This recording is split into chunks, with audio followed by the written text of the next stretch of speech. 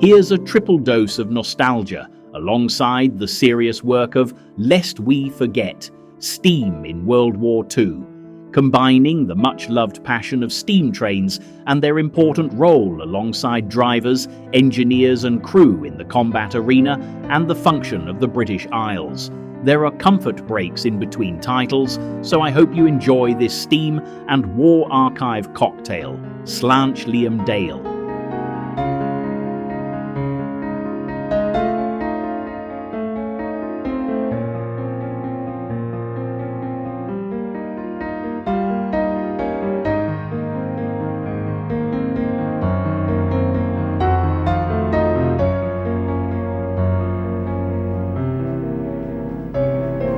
In the Second World War, the efficient operation of the railways was absolutely vital to the defeat of the enemy.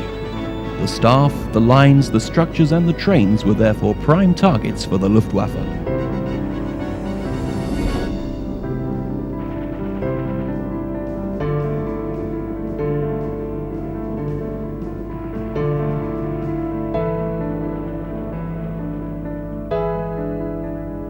For 4 years from 1940, the German fighter bombers harassed and strafed British trains and railways. But the Allied air forces were infinitely more effective in precision attacks. Here, the Bielefeld Viaduct is destroyed as part of a systematic taking out of railway targets prior to and after D-Day. By contrast, although the German Blitz and V-weapon offensives did do some quite serious damage to our railways, their bombing was indiscriminate. If a railway was hit or a station set on fire, this was by chance, and moreover, the damage was soon repaired.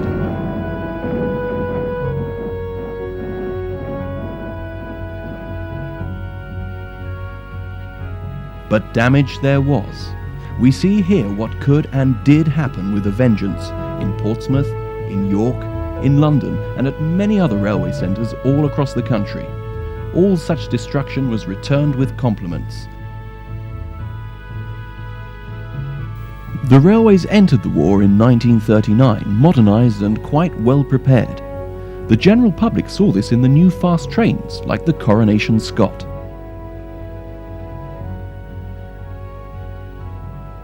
But the air raids didn't come, and the first 8 months of the war were a phony war, at least for the people at home.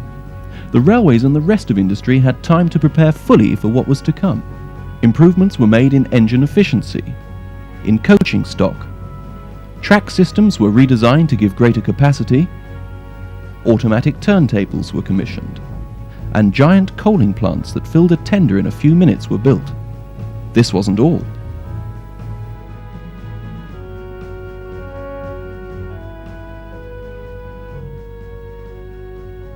But behind the scenes, the network of freight services was no less efficient. For the last 100 years, railway freight services have formed the backbone of Britain's trade and industry. In time of war, they are of supreme importance. Here again, improvements effected during the immediate post-war years enabled the railways, with their numerous depots and vast marshalling yards, to carry an ever-increasing load, munitions, guns and tanks, and to keep the factories that produce them supplied with fuel and raw materials. British railways were tuned for war.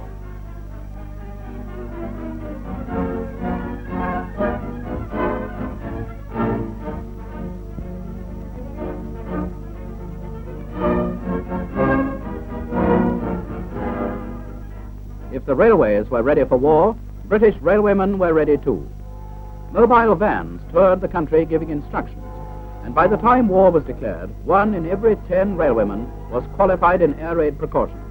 Before the war was many months old, the number of trained ARP men had almost trebled. Sandbags figured largely in the early protection provided against air bombardment, but they were soon replaced by stronger and more permanent structures. Traffic control centers, vital to continuous movement of traffic, were duplicated in buildings which were bomb-proof except against a direct hit. However fierce an air attack, the railways must continue to function, so that thousands of railwaymen did not take shelter even when bombs were falling. For those who could take cover, shelters were provided near to their place of work.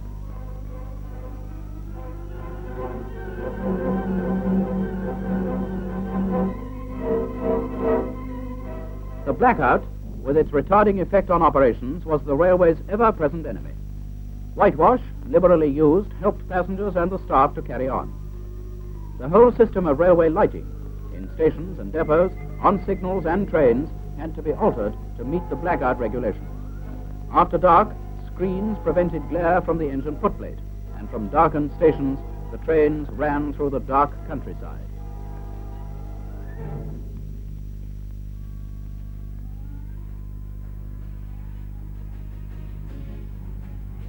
Working through the blackout, taking every precaution, painting out carriage windows.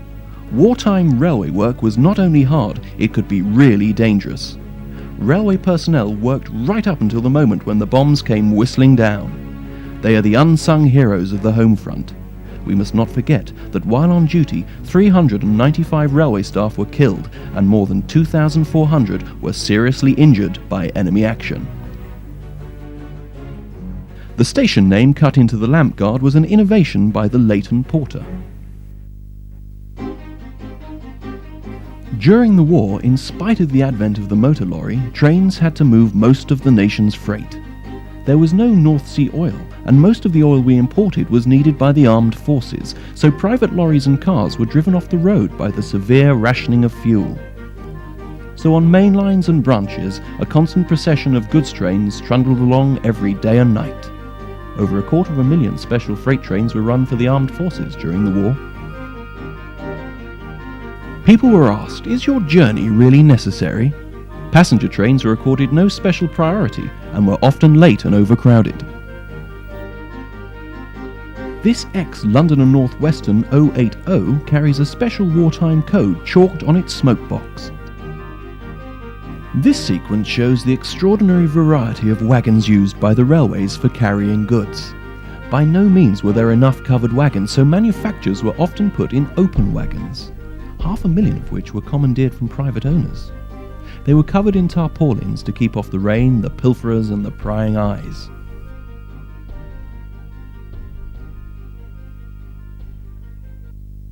War made many and varied demands upon the railways. Over 7 miles of passenger coaches were transformed into ambulance and civilian casualty evacuation trains.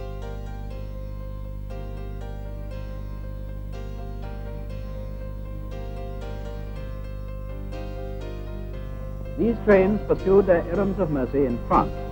Some of them were lost when France was overrun. Soon after D-Day, they were back again, working in Europe. From Britain's ports, from the bombed towns, the trains took their wounded cargoes to the hospitals.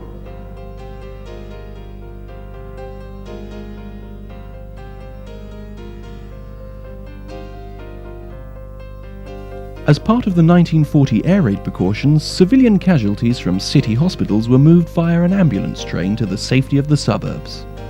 Here, a 700 class 060 steams into Windsor and Eton Riverside with an ambulance train of London and North Eastern Railway stock. The idea of evacuating civilian casualties to suburban and countryside cottage hospitals was born of the fear that gas attacks and mass bombings on our larger cities would result in a casualty toll which alone would provide a formidable challenge to the urban hospitals.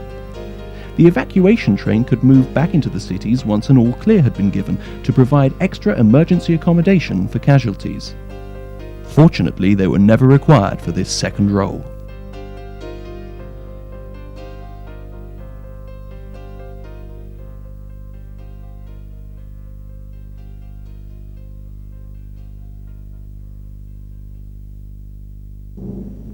Railway hotels, as well as trains, were taken over for war purposes.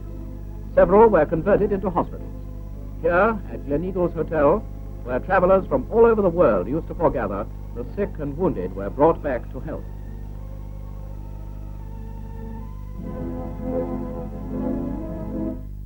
Railways play a vital part in war strategy.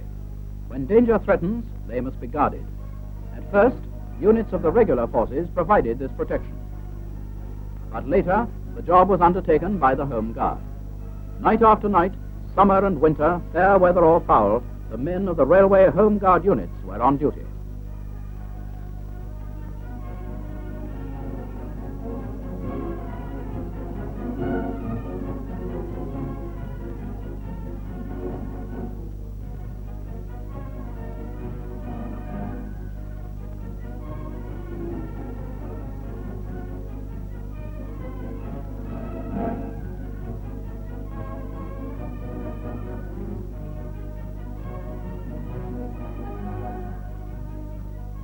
porters and engine drivers, clerks and executive staff, in fact all grades of railwaymen, some 90,000 of them volunteered for the railway units.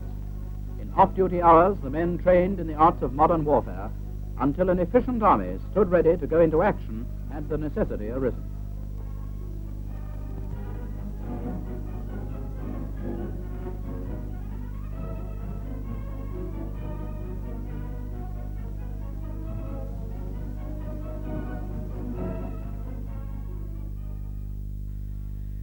At Euston Station on the 30th of July 1940, the Railway Home Guard were honoured by the naming of an LMS Patriot-class engine after them.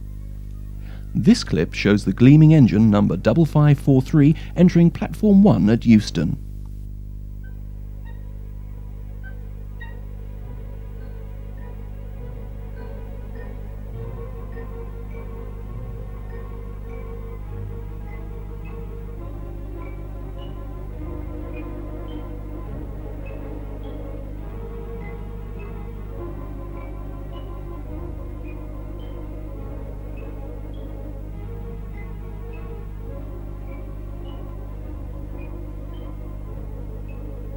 A small bottle of champagne is broken on its tender with some difficulty by the GOC Home Guard Lieutenant General Sir Henry Pownall. Also present is the Vice President of the London, Midland and Scottish Railway, Sir William Wood. One can be sure that number 5543 didn't stay looking so smart thereafter, as during the war engines were rarely cleaned, except for the Royal train.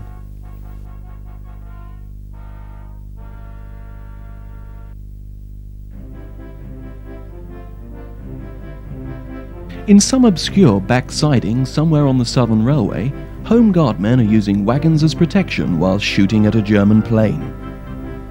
An army detachment in Bren gun carriers dash about among the buildings. Of course, this is all ludicrously staged for the cameras, with the German planes cut in for propaganda. The reality was that it was not always a harmonious relationship. The army in 1940 could be a damn nuisance to the railways in putting up anti-tank obstacles across the tracks without authorization. Nevertheless, such military exercises were routine and necessary.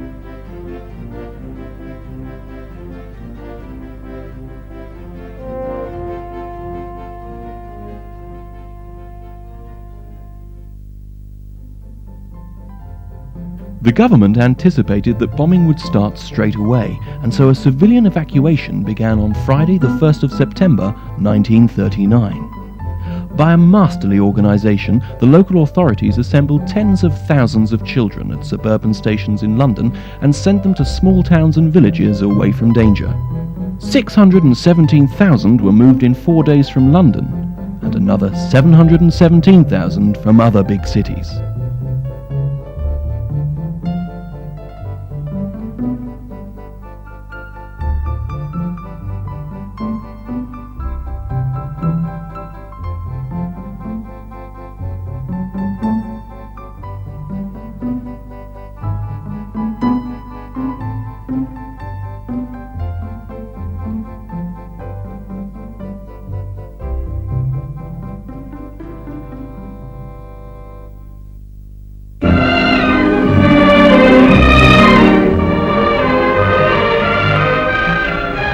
Station, the last goodbyes are said.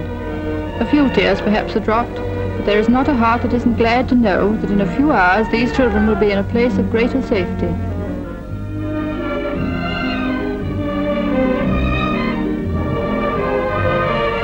At stations by the way, more children are picked up, until at last we enter the main station, nearly 1,000 strong. These children are setting out on what is to them a great adventure. They are going in safety and in time. The train that is carrying them away will not be machine gunned from the air. It even takes with it a spirit of holiday.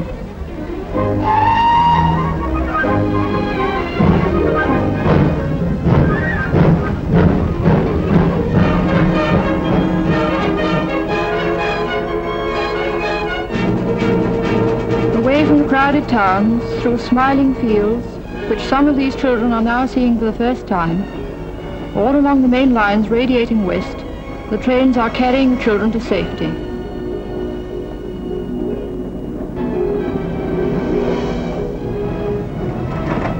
Wherever they stop, organized volunteers are there with water for the thirsty.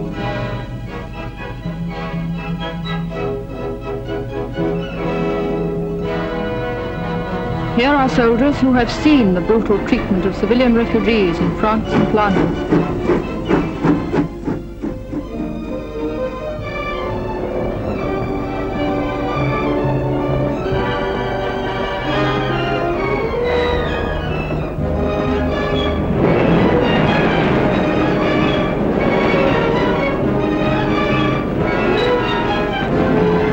The end of the journey is in sight, and here we are at last.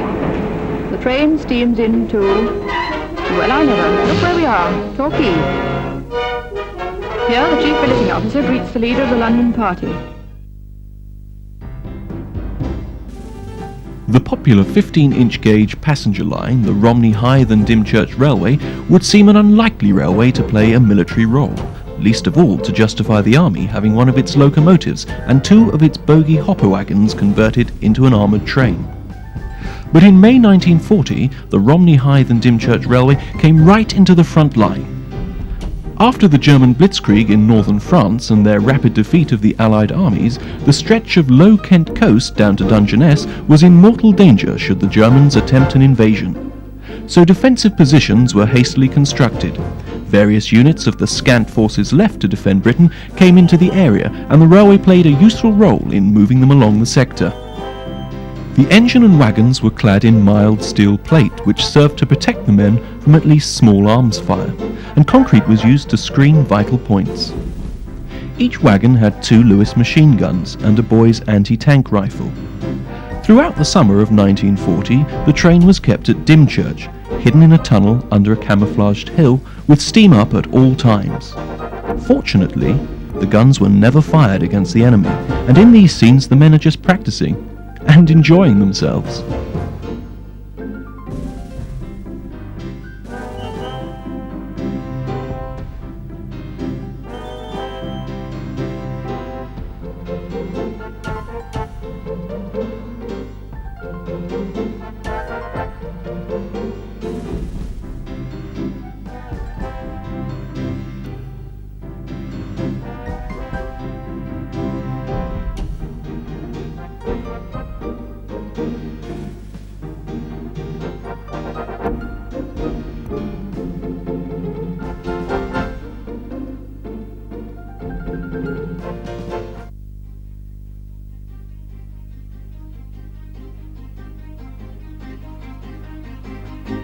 Here we have some scenes at Waterloo at the beginning of the war, with self-consciously jolly men in civvies parting from their loved ones, possibly for the grim militia camps in the Aldershot or Salisbury Plain areas.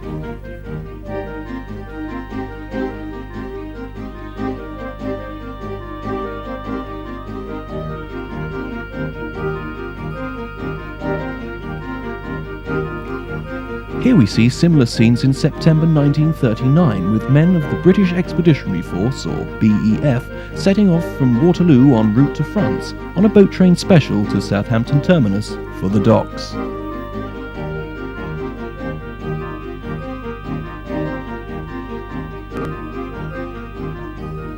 Apart from the general jollity, because the war is only just beginning, the Southern Railway coaching stock is noticeably clean.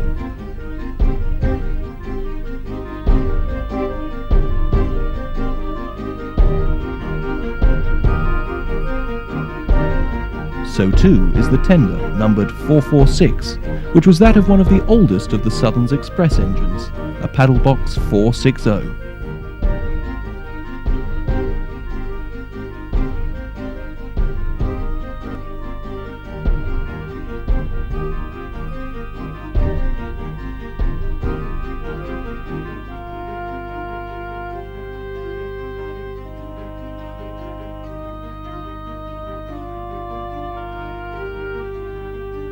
The train seen arriving at Southampton terminus is a T9 440 with Great Western Railway coaching stock.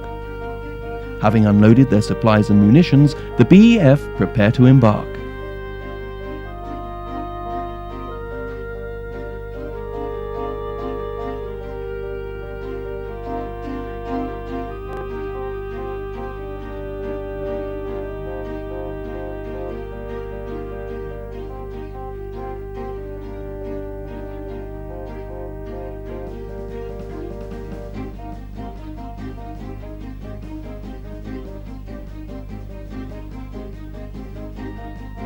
The railway's fleet of small ships, which were normally engaged on services to the continent, Ireland and the Channel Islands, proved to be extremely useful to the armed forces. They took the BEF to France in 1939 and recovered them from there in 1940. They helped in the D-Day operations of 1944. Many were therefore requisitioned as troop ships and as hospital ships. The equipment assembled at Southampton docks by rail for the BEF ranged from trucks, guns, and tanks,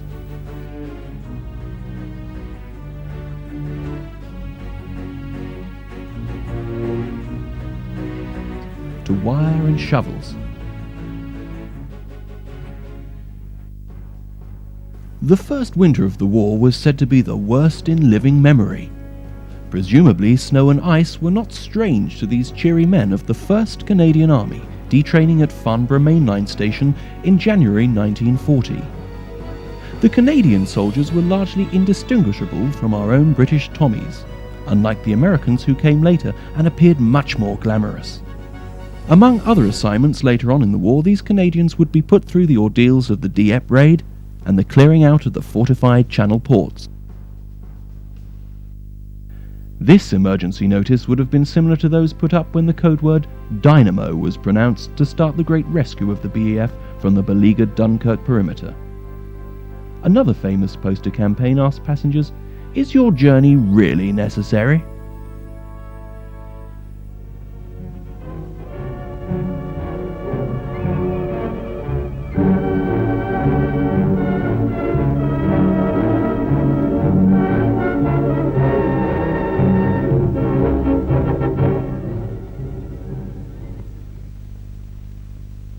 His train won't be held up much longer, but it had to wait because something much more important has to be got through. The War Department has sent an order to railway headquarters about troop movements. Another division is to go overseas, and these two men have to make all the arrangements. The division is to embark at Port X on a certain date. Units of men with their equipment must be picked up from all over the country. Vehicles, guns and munitions must be moved from ordnance depots. Food, clothing and medical stores must be collected from scattered dumps. All this mass of men and material must be brought in hundreds of special trains across the railway network.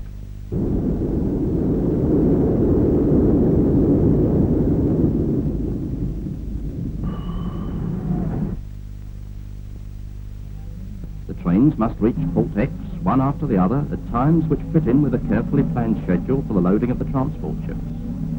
Enough wagons and coaches and locomotives must be found to deal with all this traffic, and they must travel across the country without causing too much delay to you and me.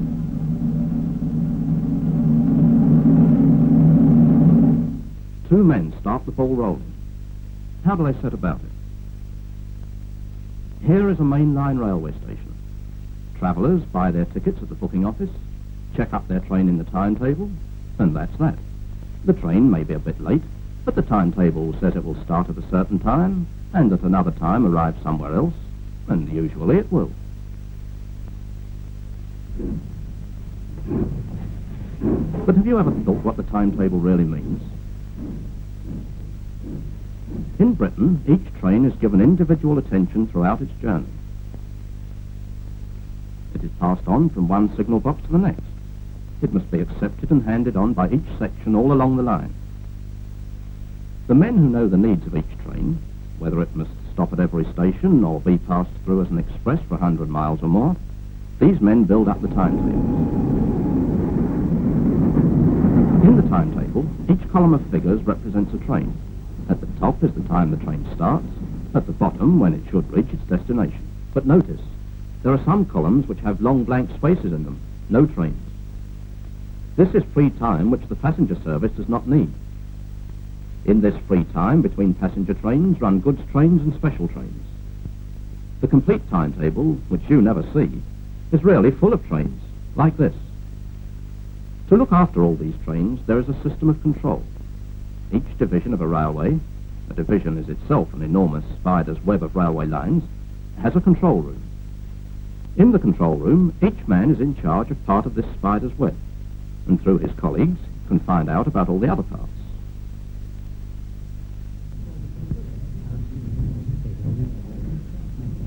The job of control is to keep in touch with every signal box and station in the whole division, to plot the course of every train, and to disentangle the troubles of local signalmen when they don't know what to do.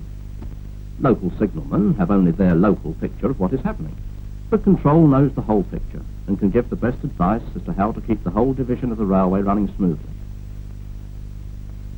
Nowadays, the advice of control must often be to hold up the passenger train and let the goods train through. Goods trains are full of munitions of war and raw materials to make munitions, and they must have priority. Handling goods is a complicated business. You and I come to the railway station and we get into the train by ourselves, and we usually get out at the right place. But goods must be loaded into trucks at factories and small yards. Then these trucks must be built up into a train. Then the train must move off across the country, getting rid of truck after truck at different stations. Now here's an important looking truck, and perhaps it's a secret weapon. Now how exactly did it manage to get here? From its factory in the north, it was shunted down the service line to the local goods station.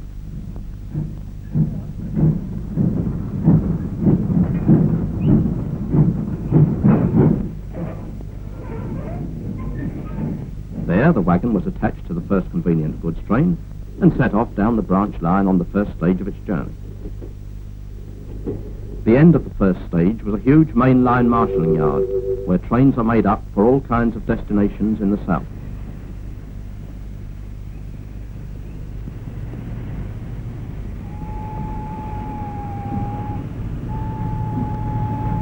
Here among this collection of wagons is our secret weapon.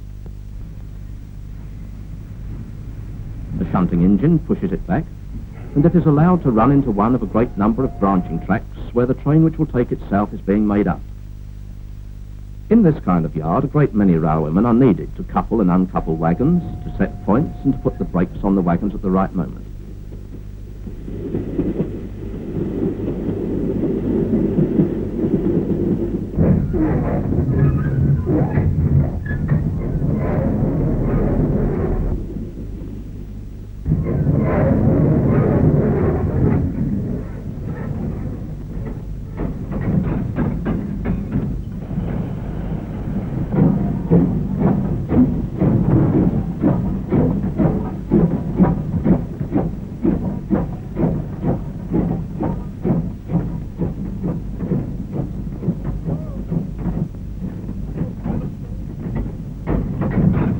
Now our wagon sets off again down the main line to the south.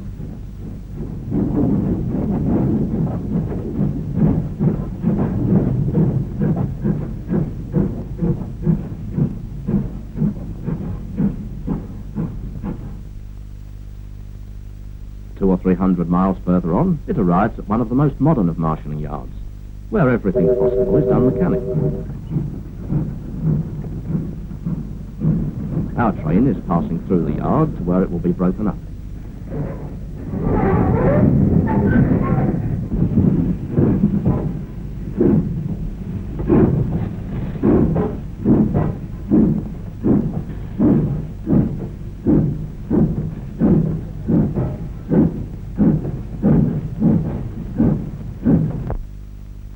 powerful locomotive pushes the train backwards up to the crest of a small hill, called a hump. Then of its own accord, each wagon rolls off down the hill towards the particular siding where its new train is being made up.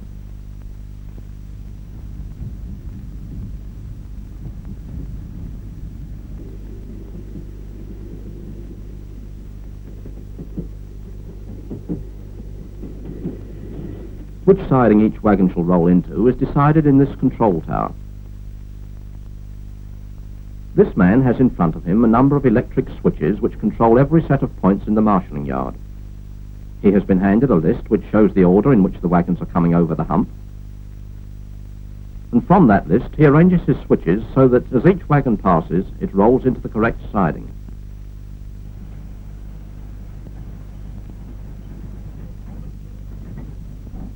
This second man watches the wagons as they run down the hump, guesses their speed, and by using a special set of braking rails, makes sure that they will pass the box travelling just fast enough to arrive at the bottom of the siding for which they are intended. Once again, everything is done by electrical remote control.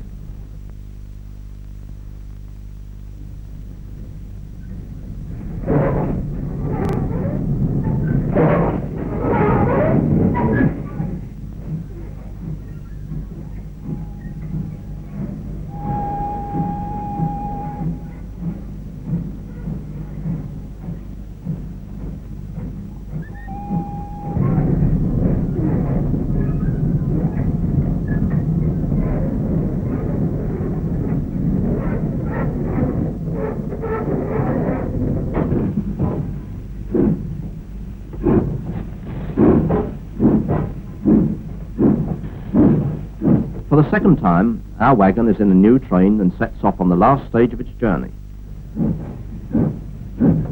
All this shuffling and reshuffling has been necessary to take one wagon on a fairly simple journey from the north to the southeast. The war has made everything more difficult. It has not been easy for the railways to supply service equal to the demands made on them.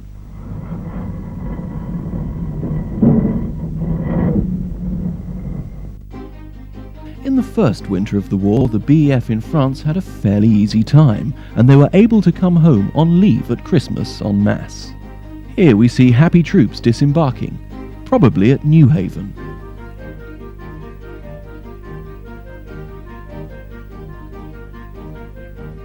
They're pointing out familiar landmarks on the way up to London.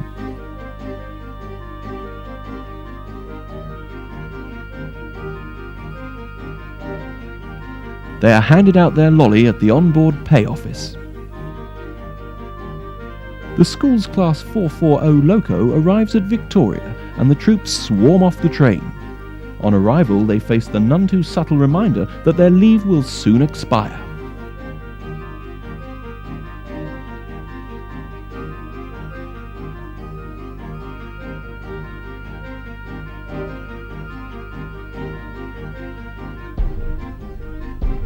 Dunkirk.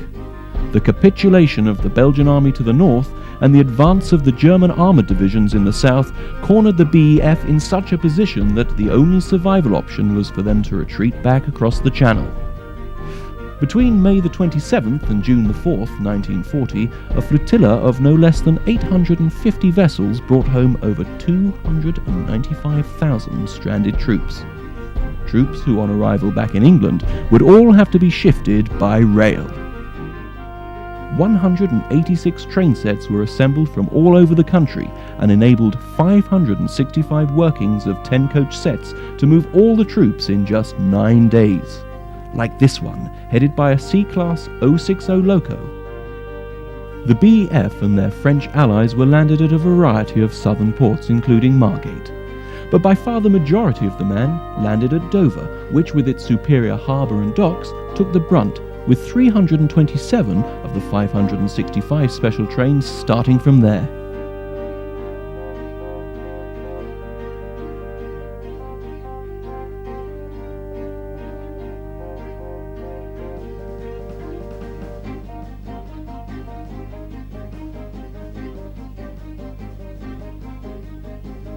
Here at Redhill, a U-Class 260 engine pulls in at the Reading Line platform. The trouble at Redhill was that trains from Dover via the Tonbridge line entered the station facing London and therefore had to reverse to continue their journey westward. A train spotter would have been in ecstasy with all the resulting changes of engines. But as this film shows, there was little room for train spotters amidst the throngs of well-wishers ministering refreshments to the exhausted troops.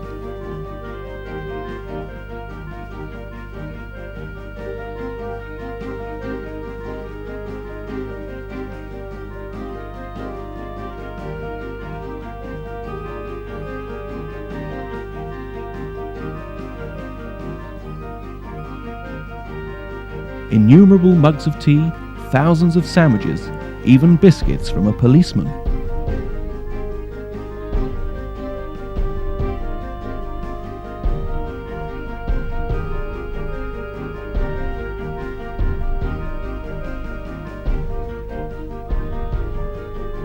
Here we see a train of LMS stock hauled by a couple of the war-winning Stania Class 5s arriving in North Wales at Prestatyn, unloading yet another batch of Dunkirk heroes.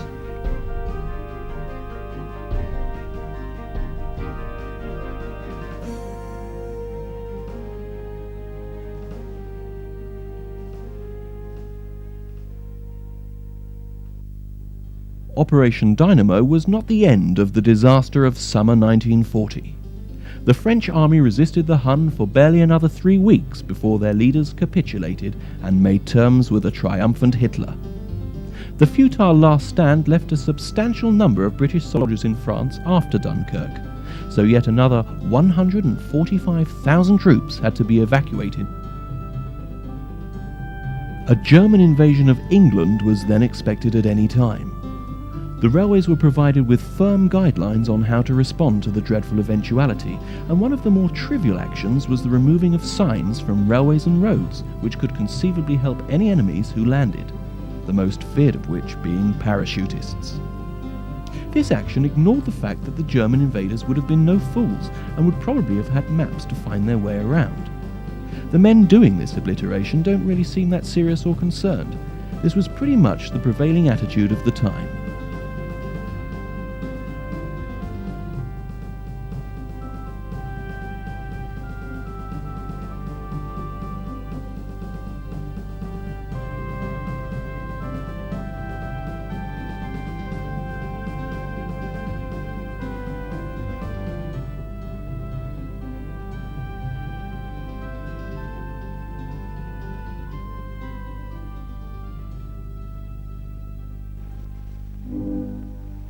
Women played a most important part in the wartime activities of the railways. Over 123,000 of them were employed. Before the war, 26,000 were employed, mostly in clerical grades as shorthand typists, telegraph and telephone operators. During the war, their activities spread to many other spheres of manual and non-manual work, heavy and light, dirty and not so dirty. The jobs they did were too numerous to show in detail. They carried your luggage, they moved your mail, announced your train over loudspeakers. That well-kept horse which drew the railway cart bringing goods to your door was probably driven by a woman and groomed by one. They issued and collected your ticket, collected, sorted, loaded and delivered your parcels. Women helped in the maintenance of locomotives and rolling stock. They worked on the permanent way. A railway depot making concrete sleepers was staffed entirely by women. There were architects and draftswomen, gas fitters, passenger train guards and motor van drivers, ticket printers, signal women. This female army was drawn from every walk of life: tailoresses, shop girls, housewives, umbrella makers, waitresses and mineral water bottlers. One woman used to be a cowpuncher on the Mexican prairies. Another was a rubber planter in Malaya and became a motor tire inspector. Yet another was a manageress of a famous London restaurant, but became a porter and general factotum at a small country station. There were mothers, grandmothers, and great-grandmothers engaged in wartime duties on the railway. There was a signalwoman 18 years old, and a goods porter, great-grandmother of 66. There was a small army of women painters, old and young, and women crane drivers, swung heavy loads with mechanical precision.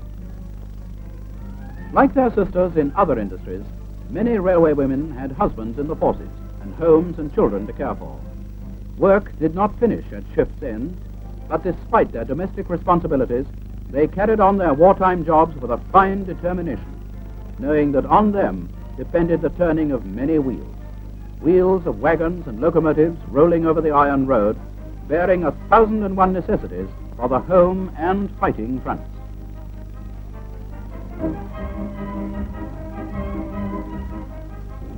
In their fight against another and more lethal kind of onslaught, the ferocious bombing of the Luftwaffe, railwaymen and women showed that they lacked neither courage nor fortitude.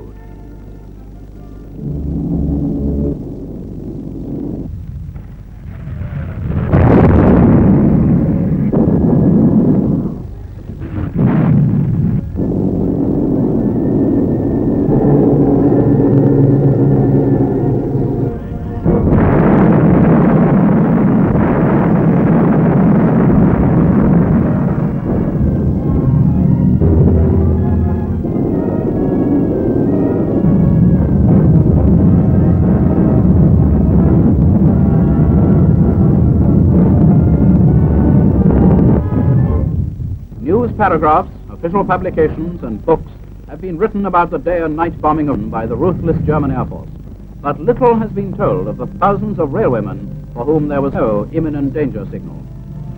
Even when danger was overhead, the vital work of running the trains had to go on. Ton upon ton of high explosives and fire bombs rained down on Britain during the daylight blitz period, but railwaymen and women stuck to their posts and got the trains through. Day bombing proved too costly to the Luftwaffe during the Battle of Britain, and the switch over to night attacks by waves of German planes on our towns and cities was one which tested to the full the morale of the British public. Buildings were razed to the ground by landmines. Incendiaries by the thousands set fire to property. But a train couldn't dodge a plane or a bomb. It just had to stop or keep on. And keep on they did. Deeds of heroism by railwaymen and women were legion. Over 200 were decorated by the King for gallantry in air raids. Some 282 were killed and over 1,500 injured. The courage of these people in the midst of bombing was matched by the speed with which the engineers repaired broken and debris-littered tracks and quickly enabled services to be resumed. Traveling cranes were kept constantly under steam. Heavy timbers and other materials were held in readiness for immediate dispatch to repair damage to bridges. Generally, the most extensive bomb damage to the track was repaired within 12 hours. Undoubtedly, the skill of the engineers and the hard work of the gangs under their control was helped by the organization for dealing with damage set up before the war.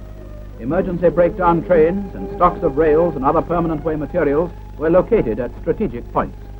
Gangs could be mobilized immediately, and arrangements existed for reinforcements to be drafted in from districts adjacent to the damage. The railway system of Britain withstood the worst that Germany could do. Even the most concentrated attacks failed to interfere seriously with traffic. The organization for repair was such that delays were reduced to a minimum, and the internal lines of communication so vital to the United Nations war effort were kept open.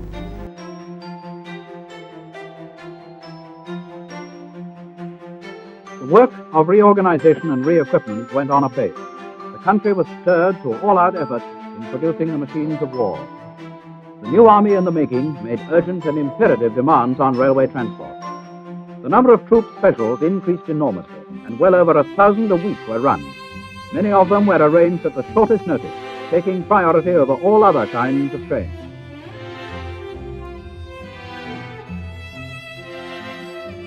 The railway transport officer was the link between the services and the railway companies for the movement of men traveling by ordinary trains. There was an RTO at all the principal stations.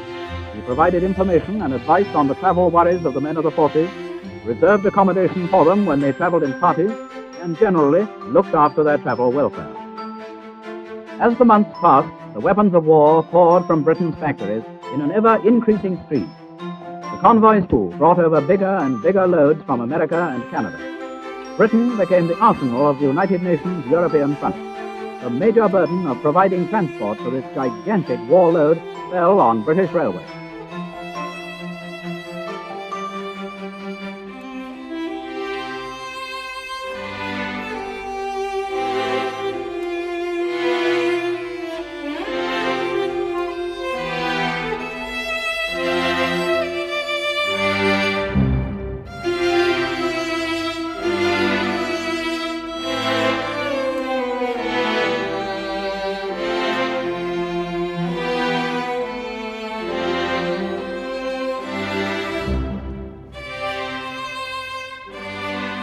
Sandwiched between the exacting transport requirements for direct war purposes, the ordinary supplies of fuel, food, and merchandise to sustain the civilian life of the country had to be distributed by the railways.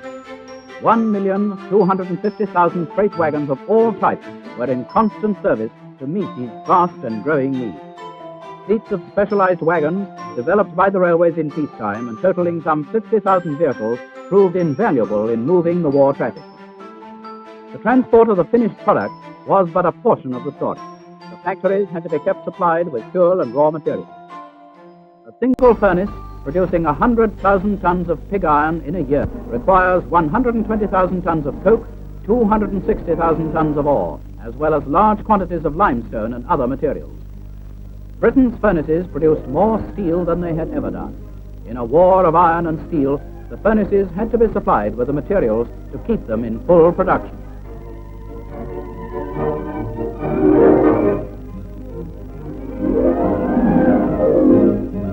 Guns, shells, bombs, and tanks got bigger and better.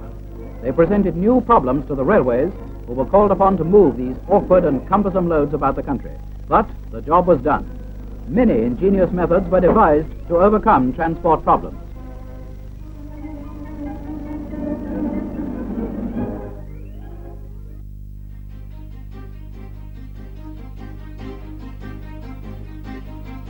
Perhaps the most difficult single task the railways had to tackle repeatedly during the war was the transport of armoured fighting vehicles.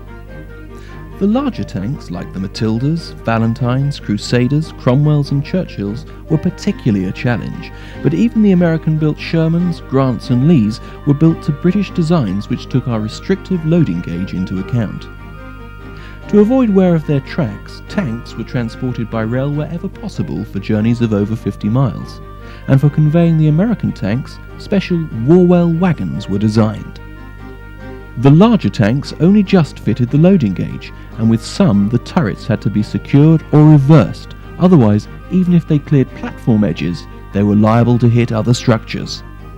For the movement of tanks in Britain, the Army developed a range of special trains, each comprising war-flat wagons, 2 ramp wagons, a stores van and 2 brake vans. These trains were located at strategic points up and down the country.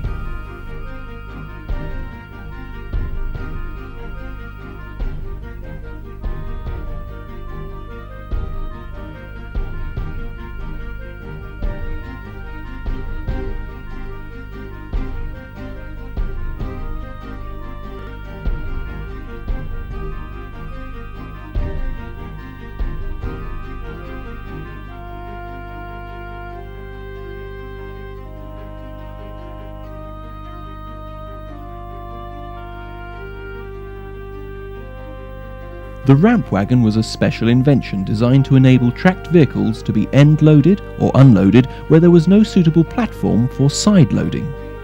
It all looks fairly easy, but of course it was not, and great care had to be taken by the driver of a large tank lest he allowed it to slip off sideways halfway along. The written instructions for the whole operation were quite extensive and complex.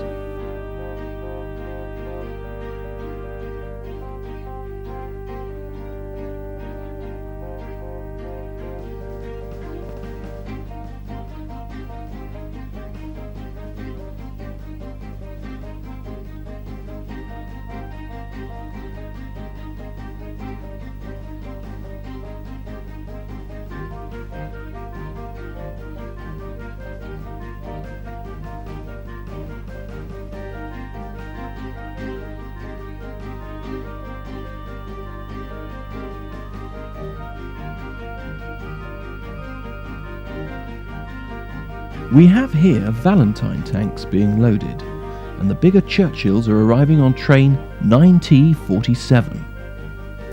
Railway buffs will notice in these shots LMS locomotives, an ex-London North Western 080 and a 4F 060.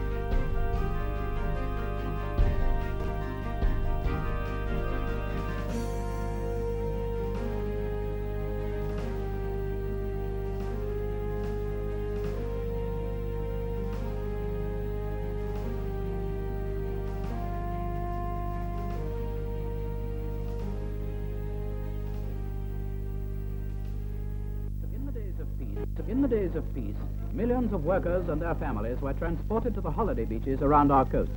In war, the holiday expresses are no more, and the trains, once filled with happy, carefree people, were engaged on taking the factory workers between their homes and their work. 1,000 extra trains a day were needed for this task alone. The output of the workers, the vast supply system of which the railways formed so essential a part, reached fruition in the weapons of war. They poured from the factories in an avalanche, and as soon as they were made, they were delivered by the railways to the depots and the ports, ready for use in the theaters of war.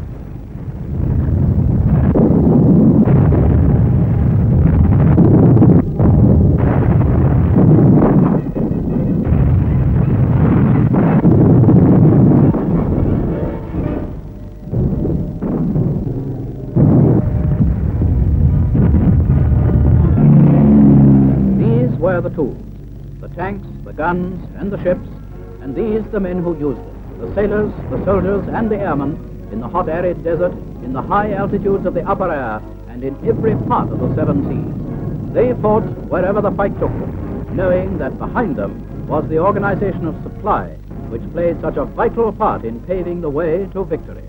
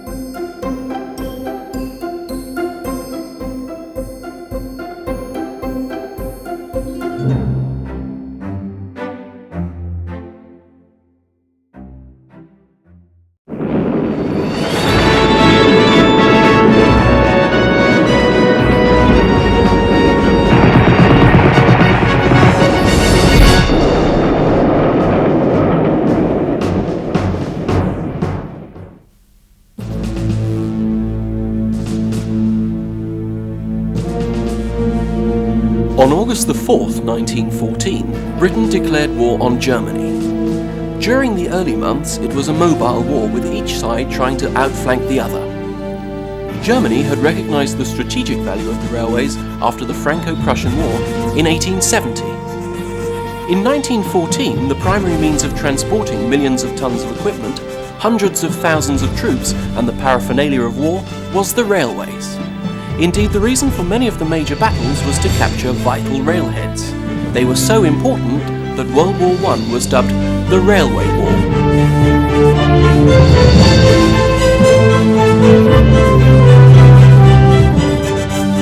These supply lines became primary targets, especially during the Second World War.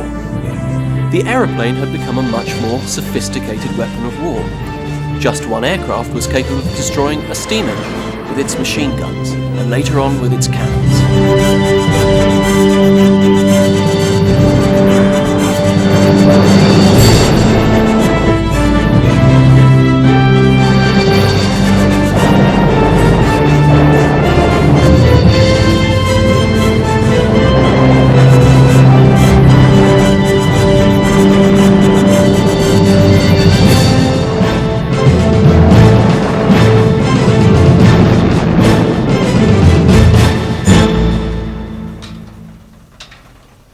With the build-up to D-Day in 1944, the German and French railway systems were strafed and bombed by the RAF and the USAF, almost into submission.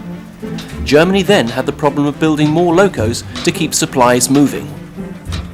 German factory workers had the disheartening job of building new engines round the clock, knowing that just like tanks and aircraft, they would probably last only a few days. More importantly, German workers had to be taken from other vital industries just to keep up with the devastation from the air.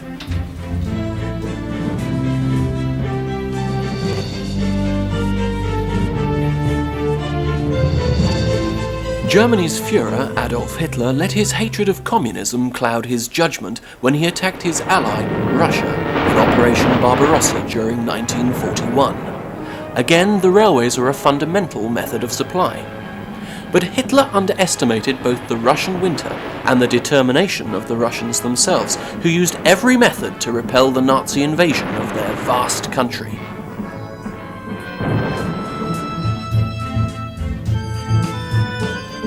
During the siege of Leningrad in 1941, the Russians laid track on the ice over Lake Ladoga to bring in food and much-needed medical supplies to the beleaguered city.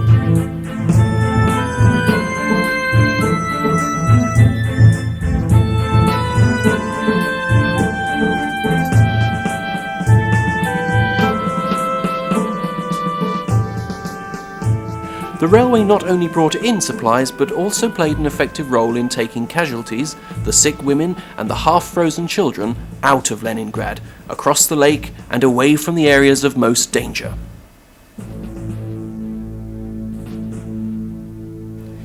In Europe, another method of destroying the railways was through sabotage, particularly by the French resistance aided by the British Special Operations Executive, or SOE, supplying secret agents and hardware behind German lines.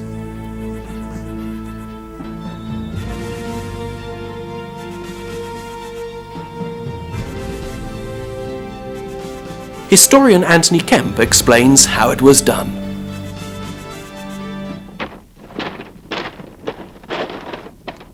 This would have been an absolutely ideal place for blowing a railway. We're in a cutting, which helps to compress the effect of any explosion very nicely. Now the technique was that you dug out some of the stones right underneath the rail and you popped in a piece of plastic explosive about the size of a cigarette packet, stuffed that underneath, put the stones back, made sure it was all well tamped down, ran a piece of Cortex fuse up the bank, and it could then be detonated at will by a simple plunger switch. But even better was to put a small pressure switch actually on top of the railway line itself, because if you were very, very lucky then, you would actually get a locomotive. Now, another favourite, why this site is so good, is behind me is a bridge. Now, if at the same time as blowing the track, you can actually drop the bridge on top of it, it's going to take the enemy a hell of a lot longer to repair it. And on a piece of track like this, you've got a curve, much more difficult and more expensive to replace. Nowadays, the lines are all welded, they're all continuous strip. But of course, during the war, the rails were in sections. So the favourite place to actually put the explosive was where there was a join between two rails and a fish plate bolting them together.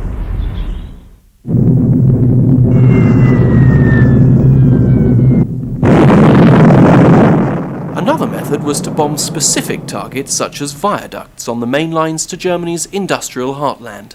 And here is the result. Although not a direct hit, many yards of the viaduct have been destroyed. Britain even managed to supply Russia using the antiquated Persian railway system that was all but rebuilt by the Royal Engineers. Oil and supplies were transported from the refineries near Abadan in the south, over mountains and desert to the Caspian Sea in the north. The trains had to carry their own water supply in the ferocious heat. As the war progressed, the efficient Germans found that keeping supply lines open was getting more and more impossible as the Allied bombs rained down.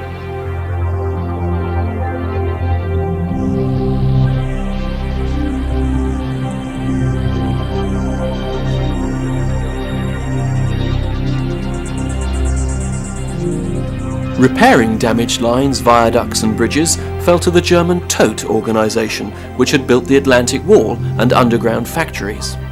Against massive odds, these engineers were well suited to keeping the railway systems moving.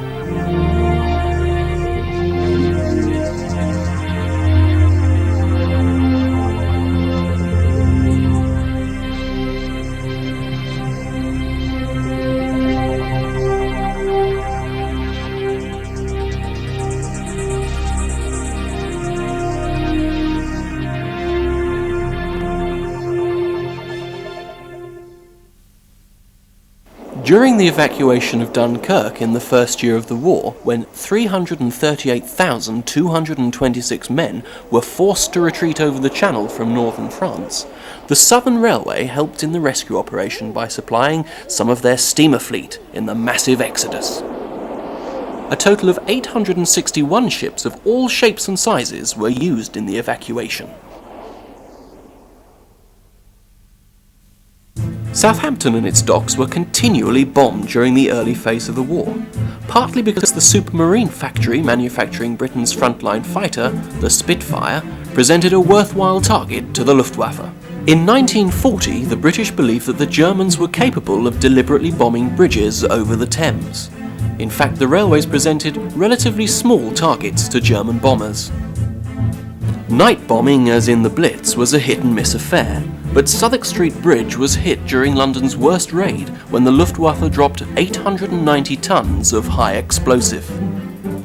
Nearly every line into London was affected to some extent, but the damage to this bridge was probably the most serious. It was tantamount to severing Blackfriars Railway Bridge, which carried the principal link between the lines in North London and the Southern Railway.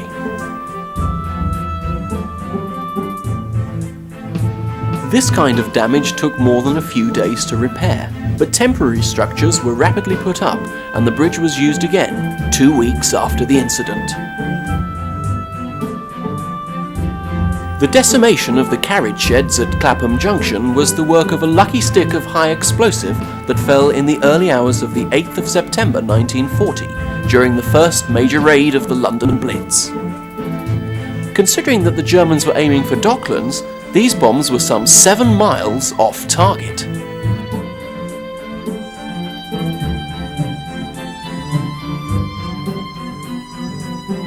Six carriage roads were put out of action, and about a dozen coaches either destroyed or damaged. There was indeed quite a mess to clear up. But the Southern Railway network was so complex and interconnected that there were usually alternative routes left for the commuters to travel on.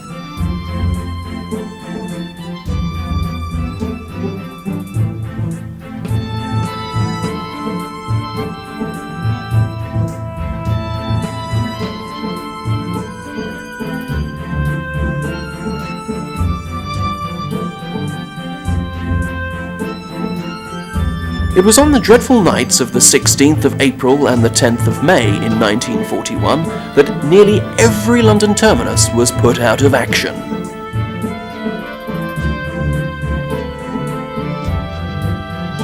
On the Southern, this was as much the result of the interruption of the power supply needed for traction and signalling as to damage to the track or structures, so it was easily rectified. But the demolition of the offices at Waterloo and the footbridge to the Eastern Section station were quite another matter, as the damage was extensive. Unfortunately, many of the people who were sheltering in the arches under the station lost their lives. Waterloo was the biggest terminus of the lot and was struck about 35 times during the war. So was the 8-track stretch of 4.5 miles to Clapham Junction, built mostly on viaducts. Waterloo was out of use on a number of occasions, sometimes for 3 or 4 days. When the very modern automatic signalling was put out of action, the trains were run by hand signalling using flags.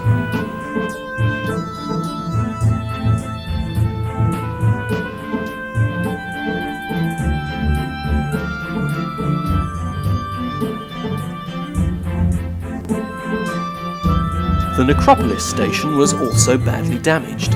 In peacetime, it was used for funeral trains bound for Brookwood Cemetery. It too was eventually repaired.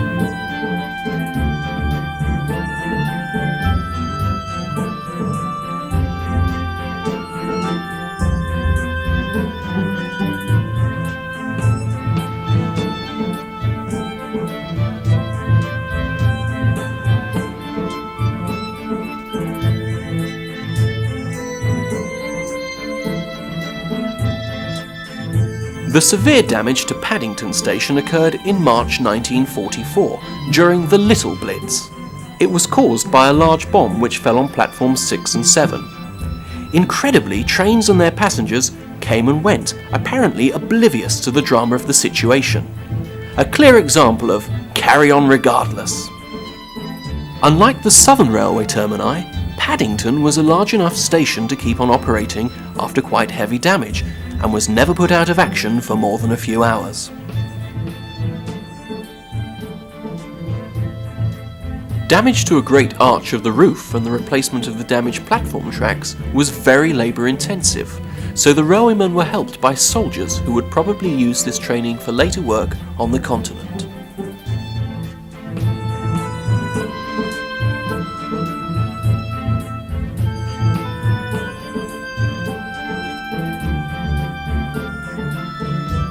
In order to keep the railways running at all, the railwaymen had to be flexible. They had to be able to reroute the trains, sometimes at a moment's notice. London's first trains, they never fail to get out.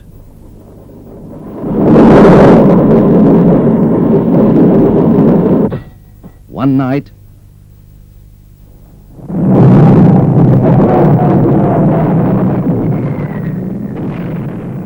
incident, Blackfriars.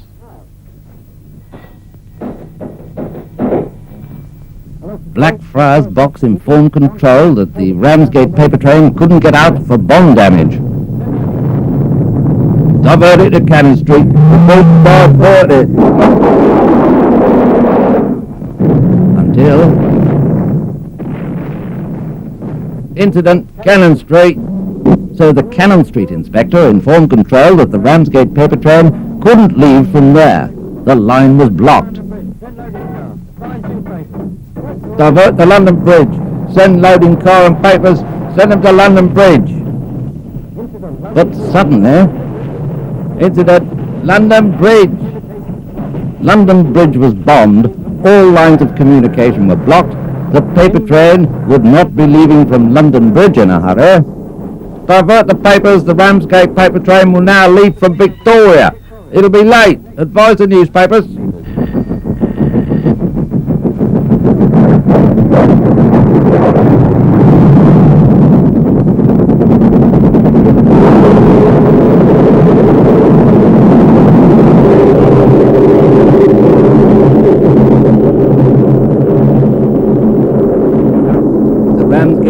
Train left about 4 hours late, but it got out, leaving behind scenes such as these.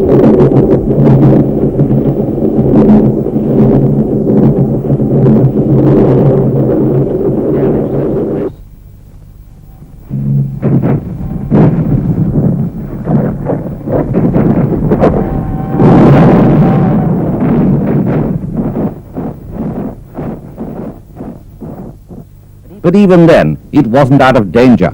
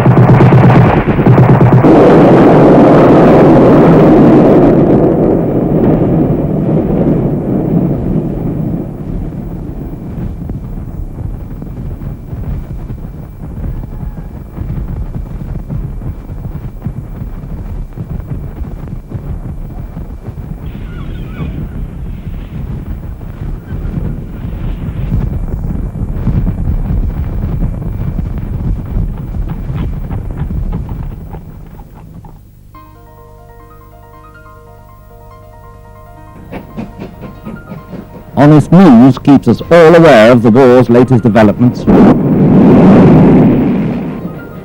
while false dispatches make Nazi propaganda seem ludicrous. Accurate, objective newspapers will help us all to play our part in sharing the benefits of the better world we can and must obtain. Hello, Ray. How are you? Hello, Chris. Remember that news train story of yours? Sure. Have a cigarette. Just been telling it to a friend of mine. Got a match? Yeah, sure. What's this? Well, I'll be damned.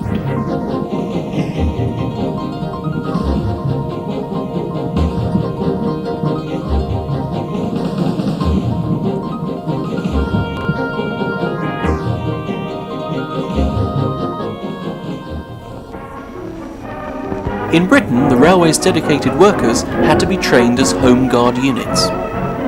In other words, they had to become part of the military. With America's late entry into the war, it was time to catch up with Europe. It had the huge task of enlisting a large number of railwaymen into its army.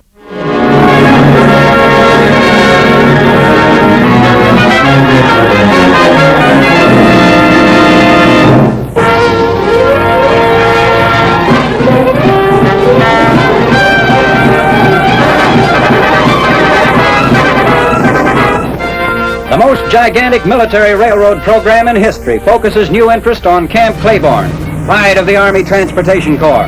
Railroad operating battalions are trained for the major function of keeping the Iron Horse rolling in overseas theaters of operations. It's part of the long-range plan to solve the vital problem of transporting troops and supplies in pace with the fast-moving Allied offensives on world battlefronts.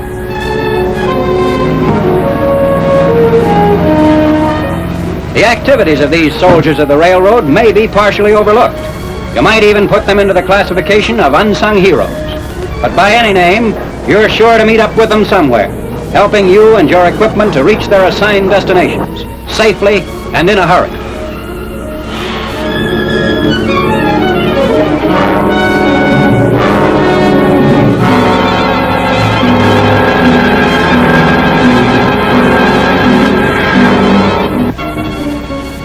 Trained to their particular jobs, just as you're trained to handle the gun, the tank, or jeep, they have been made to be ready for real assignments, and they can be found where the fire of battle is at a white heat. For an effective illustration, we move to the North African battle scene, where Army railroad workers wrote heroic chapters during the hectic 6-month campaign. Locomotives and rolling stock had to be serviced 24 hours a day. Strategic rail sections destroyed by the enemy had to be rebuilt almost overnight. Lines to Tunis and Bizerte had to be opened and operated. The logistics of the campaign put extra heavy emphasis on railway links.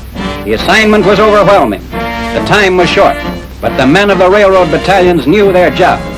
Equipment long lacking proper maintenance was given new efficiency. Military railroad traffic at the front increased in carload tonnage. And when the Allied commanders took final accounting of the contributing factors to victory in North Africa, the railroad troops were not forgotten. At this point, the training of these men should again be mentioned. Railroad operating battalions for every front, drilled in the manner to be illustrated in the balance of this film. We've returned to Camp Claiborne and are following the soldier railroad students into the classrooms where the fundamentals of railroad work are expounded. Telegraphy is always essential. The teaching method includes the sending of messages by the instructor, which the students receive by ear and then record on paper. Officers at Camp Claiborne are experienced railroad men, recruited from the nation's major railroads. Actual railroad experience is also looked for among enlisted personnel, with many old-timers in the ranks. Now, an interesting training feature, the step-by-step procedure of getting an Army railroad line into action. First, the chief dispatcher prepares the order for the makeup of a train, as required by the particular situation. A copy of the order is passed on to the dispatcher, whose responsibility it is to call the orderly room for the necessary train crew.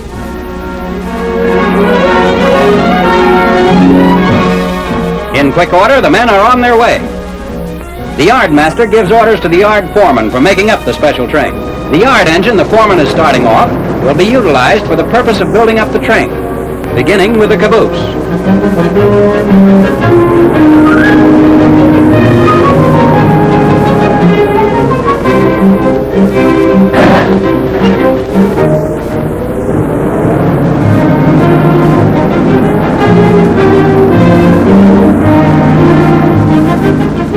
Now the job is for the switchman to close the siding from which the engine picked up the caboose and open the siding on which the train will be built up.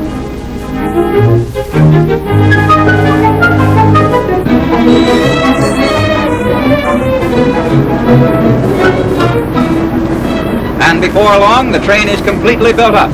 Each car will serve a definite purpose.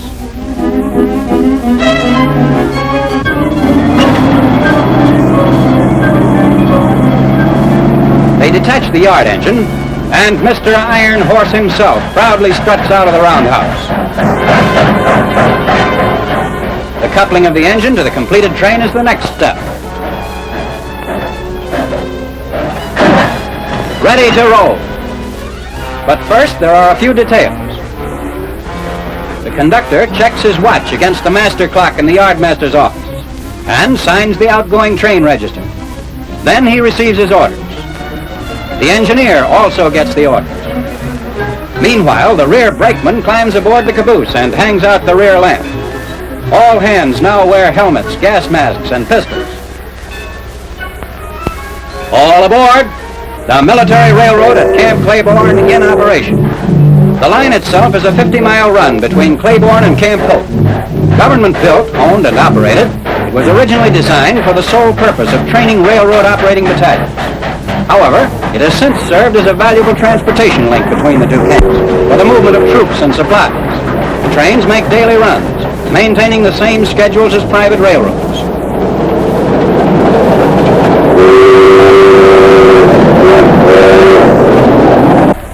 Along the line, the train makes a water stop.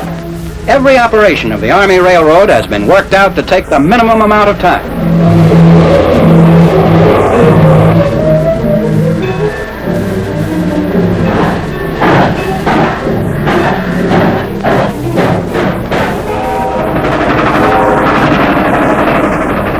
There are 8 stations between Claiborne and Polk, and the telegraph operators deliver orders on the run to the engineer and the conductor.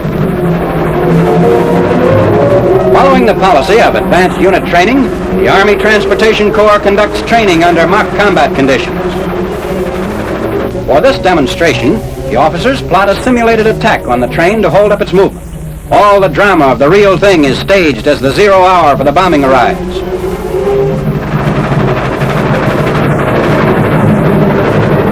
The train has provided for its security with armed and alert guards at their posts.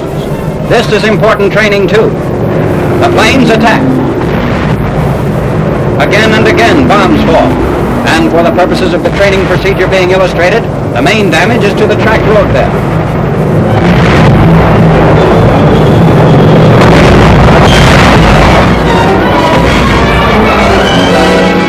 The damaged tracks are inspected by engineer, fireman, and brakeman, and quickly the task of accomplishing rapid repair begins.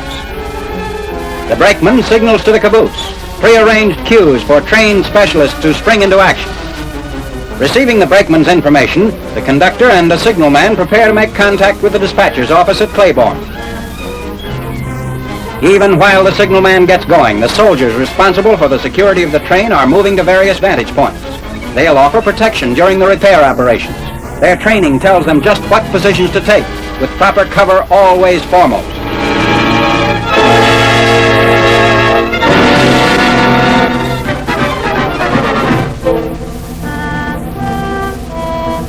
The signalman, meanwhile, goes up the pole to make a connection on an open wire telephone line.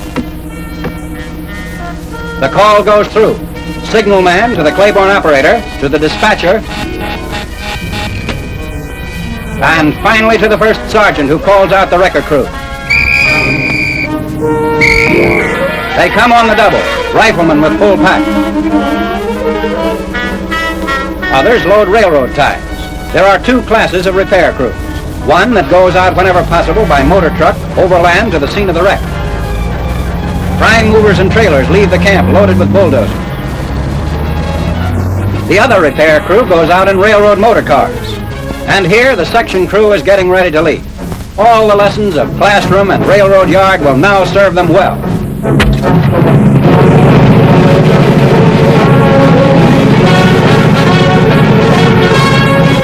The trucks are first to arrive at the scene, and there's a rush job of unloading.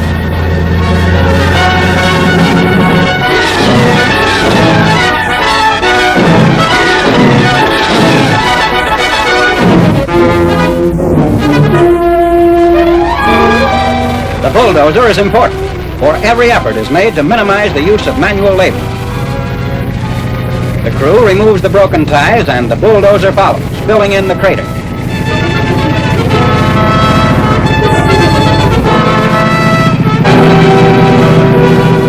They have the job pretty well done by the time the section crew arrives. The ties are laid, completing the road bed. Then come the rails.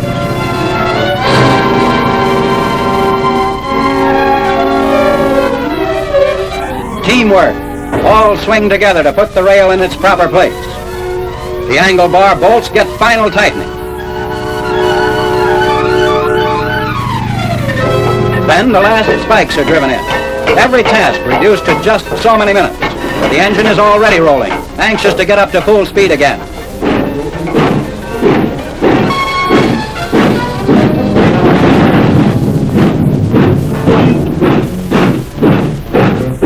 And you've seen how the railroad operating battalions would function under any kind of conditions. Camp Claiborne is turning them out for the Army Transportation Corps to assure no hitch in the movement and maintenance of military railroads.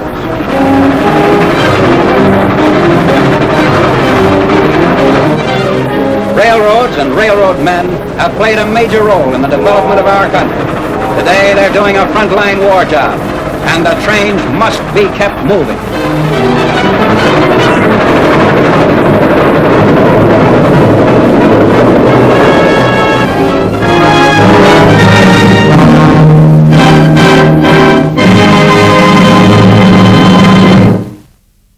Another problem for the railways is natural damage. Landslips can be a hazard both in peace and war. They are usually caused by unusually heavy rain or rapidly thawing snow. When the cutting is made through chalk, it is similar to solid rock, so cost can be minimised by making the sides steeper than through the soft earth. But chalk is capable of being softened by water and split by frost, like any rock. The stretch of the Southern Region main line between Folkestone and Dover runs close to the sea through a succession of tunnels and under steep chalk cliffs. Minor chalk falls are very frequent, but during each of the World Wars, enormous falls of chalk happened on this stretch of line. In December 1915, the fall was so great that the line had to be closed for the rest of the war. The same thing happened on the 28th of November 1939. But at 20,000 tons, it was not as bad as the 1915 incident. Because of the blackout, clearance had to be done during the short winter daylight hours, so the clearing up operation was not finished until January 1940.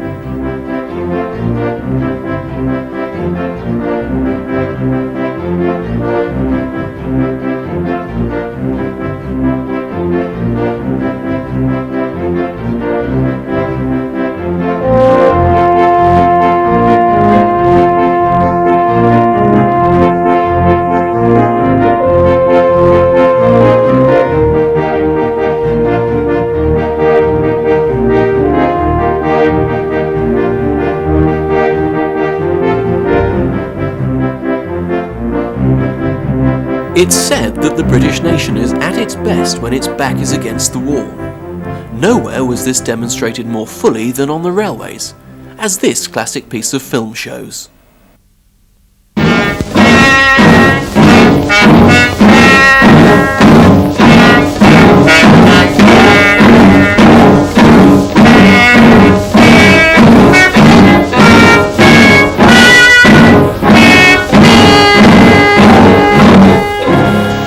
In the goods marshalling yard where I work, we shunt the trucks as they come in up to the top of a hump. We chalk a number on each truck to show which of the 20 roads is to go into. Then we uncouple it and let it roll down. Thousands of goods wagons a day are sorted like this, to and from all parts of the country, carrying everything from eggs to ammunition. My name's Joe Black. I'm what's called a wagon chaser. That is, I brake the trucks on the run so that when they arrive out on the road, they don't smack up too hard behind the others.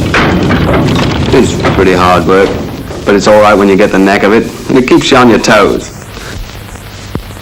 The day the incident I'm going to tell you about happened, I threw over the stick to Jimmy Coxon on West Hump at the end of an afternoon shift.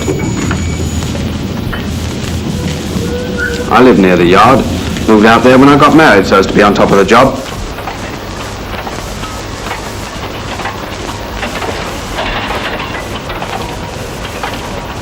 I cycled to and from work, so it wasn't long before I was home and ready to forget about shunting for another 12 hours or so. Well, that's what I thought. After supper, I was smoking a last pipe out in the front. It was a perfect night for an air raid, and an alert had gone early, but the marshalling yard does a 24-hour-a-day job and carried on as usual. Charlie Simmons was taking down wagon numbers on Road 15 when the trouble started. A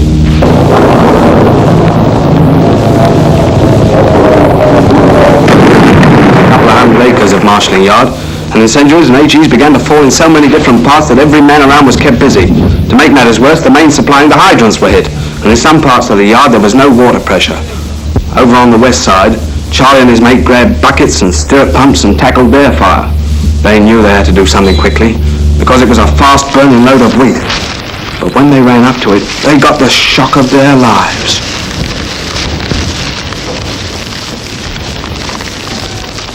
They daren't leave that wheat truck to fetch help. The flames had to be kept down, away from the next truck. It was those flames I saw from my home. I nipped on my bike and made hell for leather for where the flames were. Meanwhile, Charlie and George were working like mad with the pumps.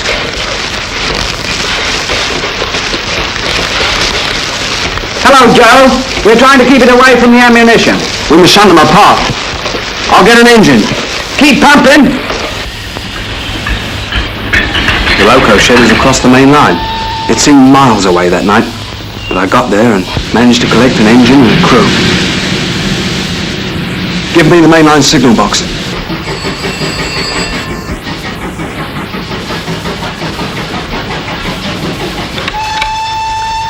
Mainline signal box speaking. Hello, Harry. Listen, I've got an urgent shunt to make across to number 10. Okay, Joe. Take number 3 across the main down the west siding and back into number 10. And I wish you the best of luck. Right, let's go!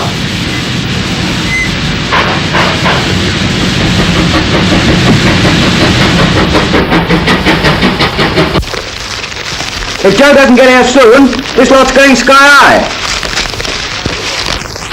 Well, I've made a few footplate rides in my life, but never one that seemed as long as it was that night. We fair burned across those tracks, but all the time I had that other fire in mind, and the things dropping around it. Harry up in the box had to stay put. He always has to. And he cleared the roads for a straight run across. Charlie and George were pumping their guts out. They were fighting a losing battle, and the flames and sparks were getting nearer and nearer the ammunition truck. A minute before we arrived, the worst happened. The ammunition truck caught. We backed the engine in as gently as we could. We didn't want to disturb anything. Hurry up! And we're Charlie and George glad to see us.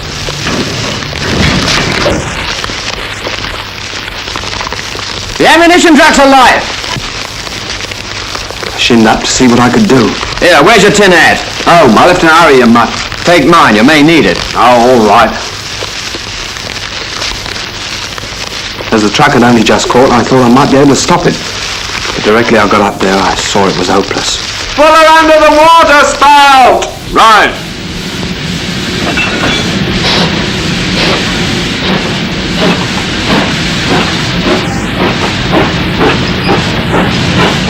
If she goes up now, he's a goner. I was taking a chance on that water spout being okay. The water columns are fed from a different main to the hydrants, but had that been damaged by bombs too? That's what we didn't know. And that fire was beginning to get a hold.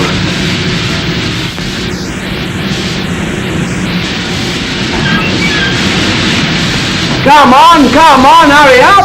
Coming!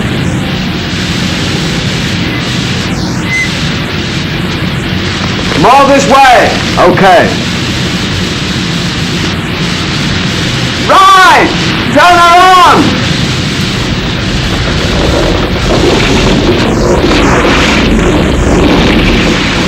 Our luck was in.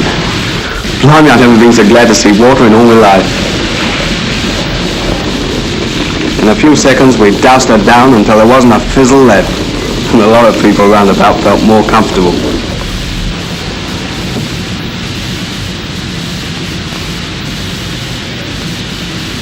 When I'd made sure the ammunition trucks was quite safe, I went to see how Charlie and George were getting on.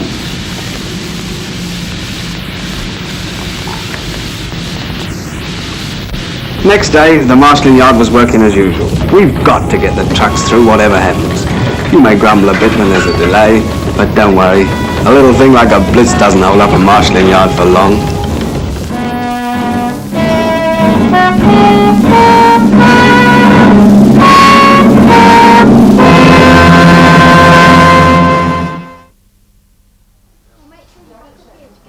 That dedication is not forgotten today, as many of the preserved lines have their steam war weekends. This one is on the Great Central Railway, near Leicester.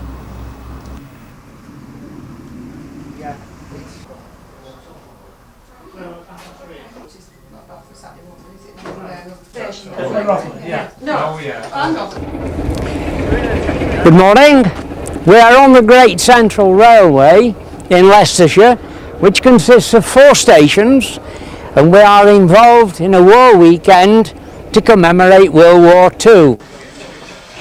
Loughborough, which is the principal station, is going to be staffed by the Home Guard today. Corn Station, this is really the centre of operations. We have a military fair, a lot of military personnel about, possibly 50-60 military vehicles will be down the bottom side of the site.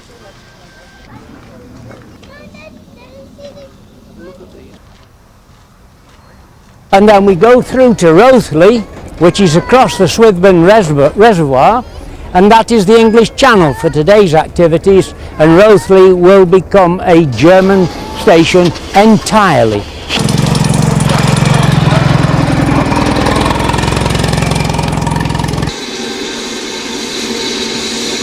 Yeah, I could imagine that all the troops came in through Quorn and were billeted in various parts of Charnwood Forest. They were sitting there obviously waiting for D-Day and afterwards ready to be dispatched down the south, and possibly a lot of them never came back. That was just the sadness of war.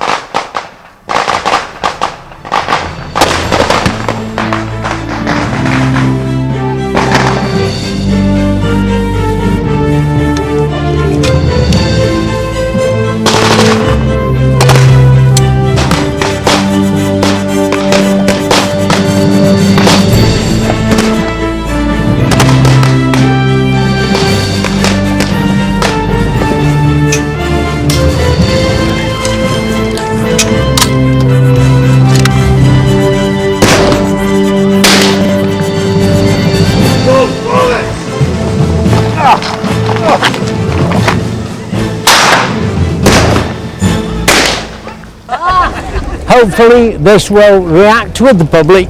They will see the benefits of life today compared to what it used to be in those dreadful days of wartime. But the realism of actual war was very different. In Leicestershire during the D-Day build-up, American tanks were frequently transported from their depots on wagons down to the south coast.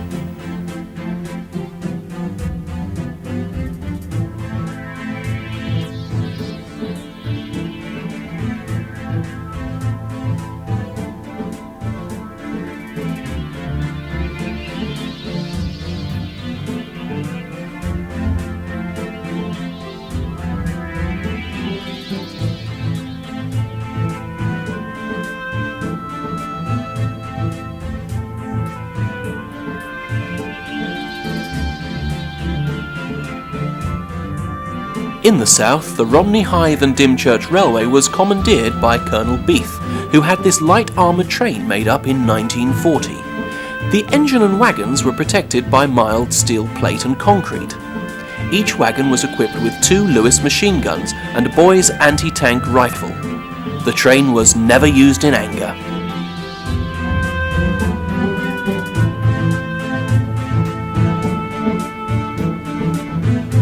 An even rarer sight was the rail-mounted gun, which had to be very carefully set up, as it could only be fired more or less in line with the railway. If it was fired at a right angle, it was in great danger of becoming unbalanced with the recoil.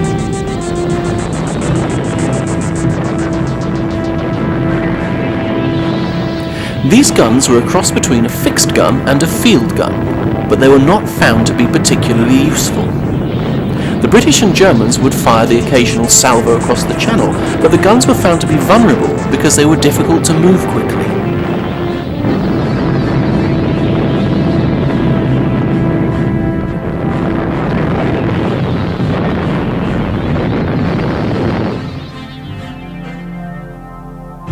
On Monday, May the 7th, 1945, the war in Europe came to an end with Germany's unconditional surrender. But the railway still had a massive job to do throughout the continent. Huge amounts of war material had to be moved. Men and women of all nations had to be repatriated, and supplies of food, coal and the basic essentials of life had to be transported on the railway networks. The efficient operation of the railways in the United Kingdom was absolutely vital to the survival of Britain and the eventual defeat of Germany. This all depended on the skill and dedication of the railwaymen, all 625,000 of them. We must not forget that 395 British railway staff were killed and 2,444 seriously injured by enemy action while they were on duty.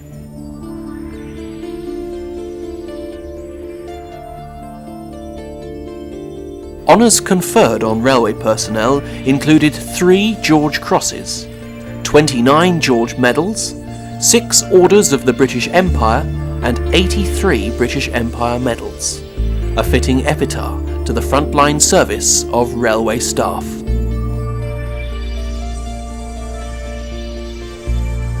After Germany's defeat, the awful reality of what part of its railway system had been used for stunned a now peaceful world.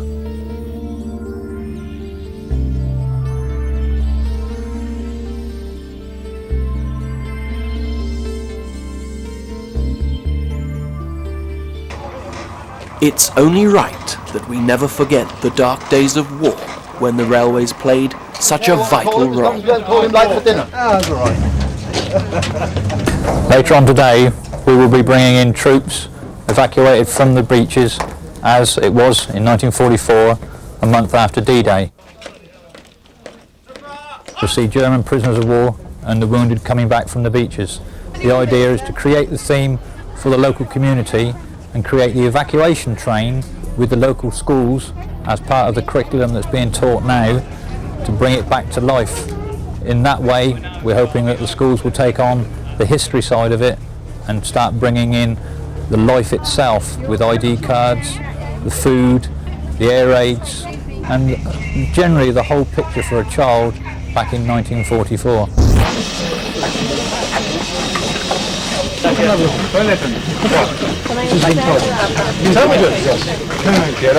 See, he's got what he sends, I don't think. I am what I am. Do you reckon he is what he is or not? Has he got a tattoo?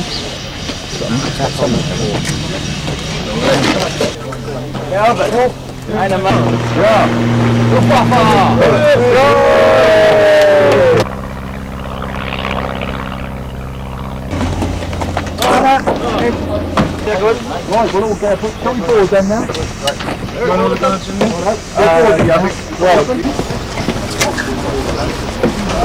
What's that? Messer.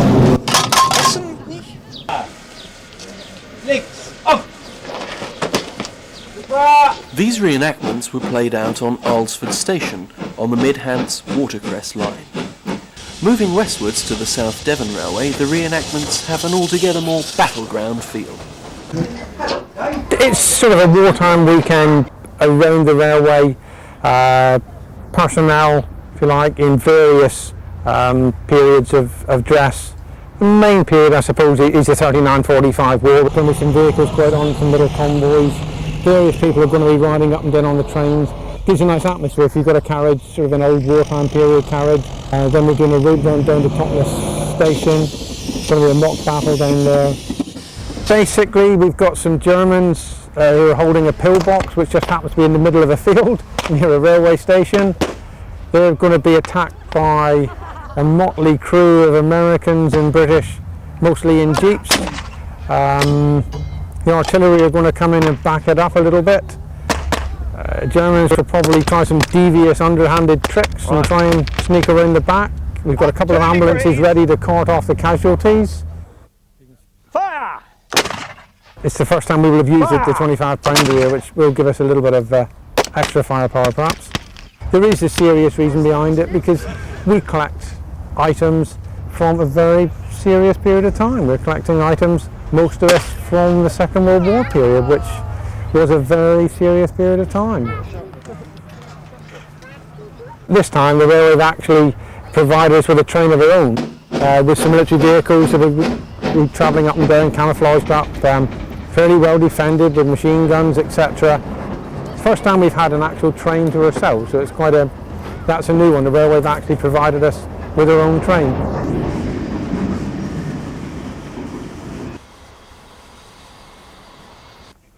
All of us are members of the Military Vehicle Trust, which is a national club, and we've got areas. This is the Devon and Cornwall area. There's branches right throughout the country. We're about 3,000 nationally now. Club has sort of been going, just had its 30th birthday. Okay, this is Errol Lonsdale, 060 Hunslet Austerity. It's based on the original London North Eastern Railway J94 class. It was built in 1953 at the Hunslet Engine Works in Leeds. The locomotive was only named Errol Lonsdale after the commanding officer in about 1969, just before the facility at Longmoor closed. But it was used to train sappers for the operation of militaries under wartime conditions. It appeared in several films. It appeared in the Great St Trinian's train robbery, which was filmed in the 1950s with Frankie Howard and co, and also appeared in the film Shitty Pitty Bang Bang.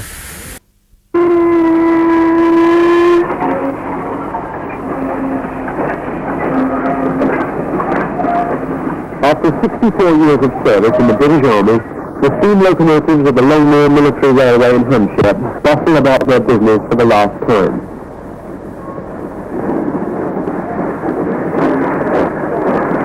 The railway's closing, and the locomotives Gordon and Errol Lonsdale prepare to work the last two trains, with a special ceremony at Longmoor Station to mark the disbandment of the 8th Railway Squadron of the Royal Corps of Transport. Present and former officers of the Railway Squadron, which until 1965 was part of the Royal Engineers, gather round the footplate to reminisce, and one senior officer isn't missing what's perhaps his last chance to drive a steam locomotive. Be back on time with one more honorarium. Without the attraction of a ride behind steam, the crowd ranged neatly on the public stand to see the last train go is a small one, compared with those of popular public open days of previous years, when the depleted coaching stock could hardly cope with the demand for full rides on a steam train. Especially the last 18 months of Longmoor, when all British Railway steam had gone. Longmoor also played host to the two preserved Southern Pacifics and David Shepherd's engine, an added attraction in open days. The southern terminus of the line is at Blyth, the junction with the Portsmouth line of British Railways, where passengers change onto trains for Longmoor. Until the line was closed, there were daily passenger trains for Army staff on the Lift to Longmoor section. But rarely were they so full as on this typical open day, when Gordon's train of vintage coaches is packed out, right up to the bird cage of the southeastern coach bringing up the rear. The locomotive Gordon is a former Ministry of Supply 210, built by North British in 1943. Many of these engines entered service with the LNER after the war and survived with British Railways until the early 60s. But Gordon worked on in military service, stationed at Longmoor from 1957 onwards. Longmoor's heyday was during the Second World War, when manpower rose from 500 in 1939 to over 2,000 in 1942. 27,000 Army railwaymen were trained here each year, and in 1944 the traffic exchange with Southern Railway reached a peak of 602,000 tons. Longmore once saw 27 locomotives in steam at the same time, and 7,600 passengers carried in one day.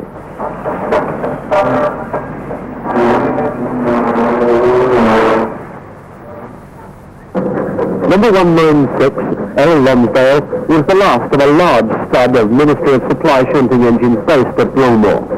Built at Hunslet in Leeds in 1953 as a variation of the standard steel works shunter, many of these locomotives were later sold to the LNER, which classified them as J94. They survived almost to the end of steam on British railways. The last ones worked on the Comfort and High Peak Railway in Derbyshire. A fine example has been preserved in working order at the Quainton Road Railway Museum in Buckinghamshire. At Miss Forest, in the heart of the Hampshire Downs, Gordon pauses for the benefit of a typical open-day crowd of enthusiasts and photographers. And after getting the right of way, steams off towards Longmore on one of her last passenger duties before the closing ceremony.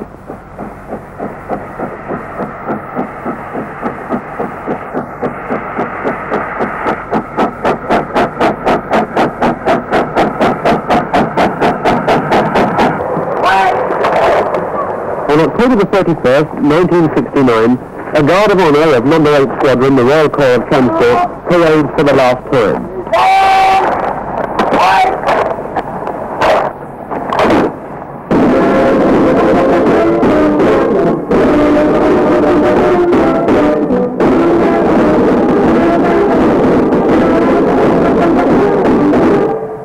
This was one of the oldest units of the Corps. It was formed in 1806 as a company of the Corps of Military Artificers in the Channel Islands.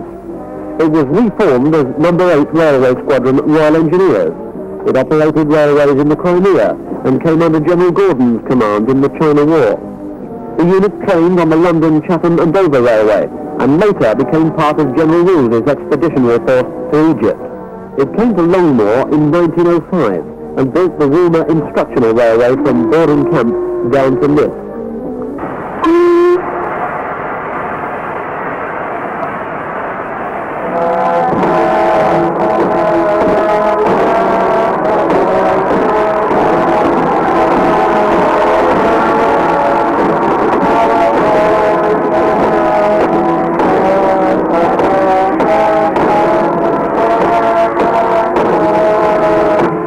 Gordon pulls away, L. Lonsdale begins her last journey from the other end of the platform, taking official guests on the run to Miss Forest and back.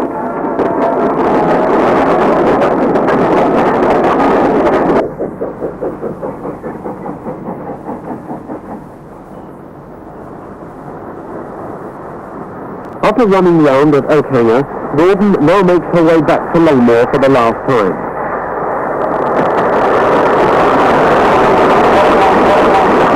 L. Lonsdale, too, makes a final run past. Now it's all over.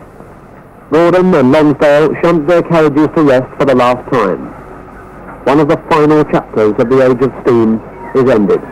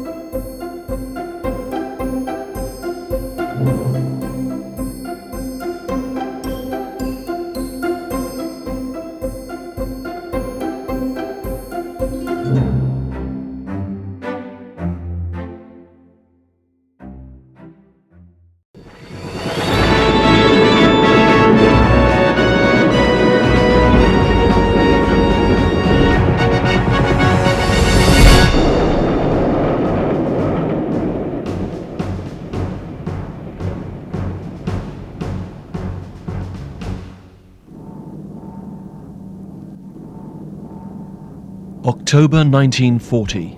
The German blitz on England was in full swing. London was hardest hit, night after night, by the German Luftwaffe.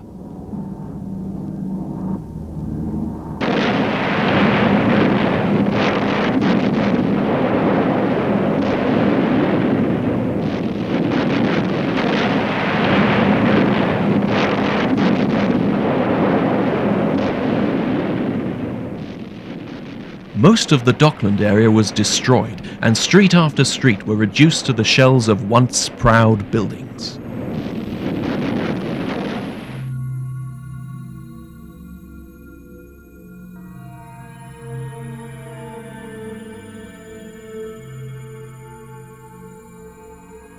The all-important railway terminals such as Waterloo sustained many direct hits.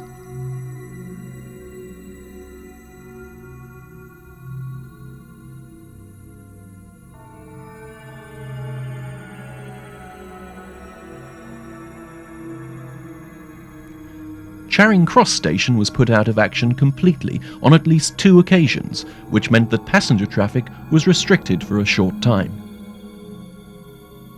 The track, signalling system, roof girders and an 8-car electric train were severely damaged. 6 people were killed in the raid and 27 injured.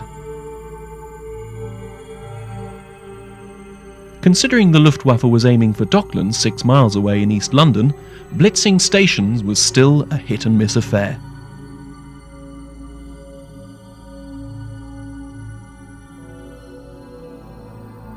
London's worst raid was on the night of April the 16th in 1941. Charing Cross was so damaged that the station was closed completely for 3 days until Platform 1 was finally opened. The station hotel and number 6 platform with an empty train were badly damaged by the ensuing fire, which had also virtually demolished the wooden platform extensions onto the river bridge. Early in 1944, German bombs were again taking their toll on London's stations.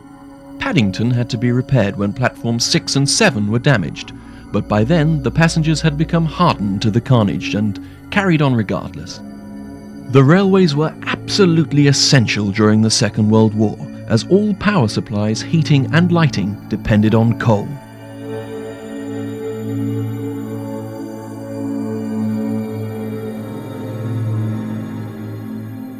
Coal for the gasworks, coal for the production of iron and steel, coal to run the steam trains themselves, and coal for the travelling steam crane, which was the only mechanical help for the railmen and soldiers clearing up the mess.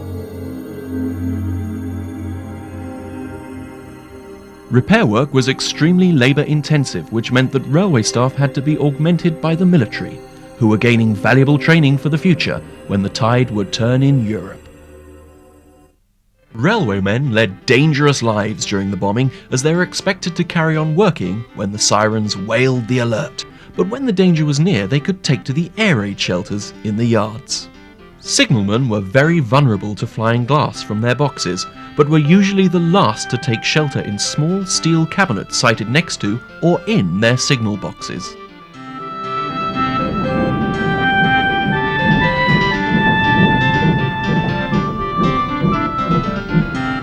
Early in the Blitz, trains were kept moving but had to stop at the nearest signal box for instructions.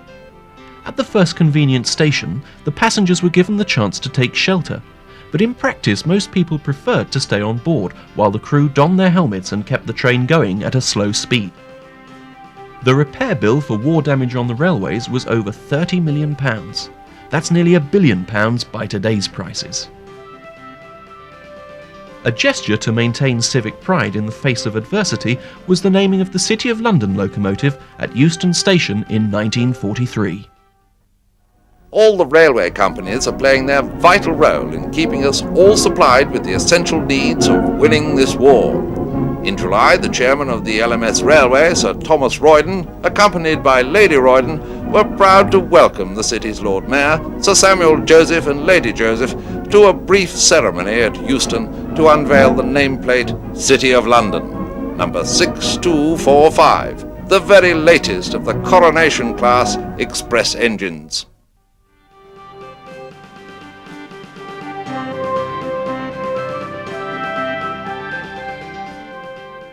Another LMSR class, the Jubilee 460s, were transporting the thousands of GIs to join British soldiers preparing for the Second Front.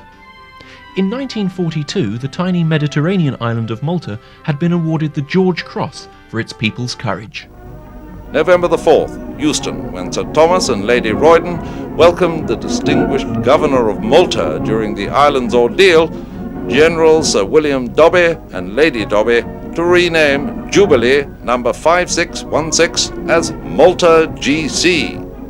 Accompanying the Governor and Lady Dobbie was Flight Lieutenant Lardner Burke, DFC, one of the brave Spitfire pilots who defended the island during the long siege of Malta.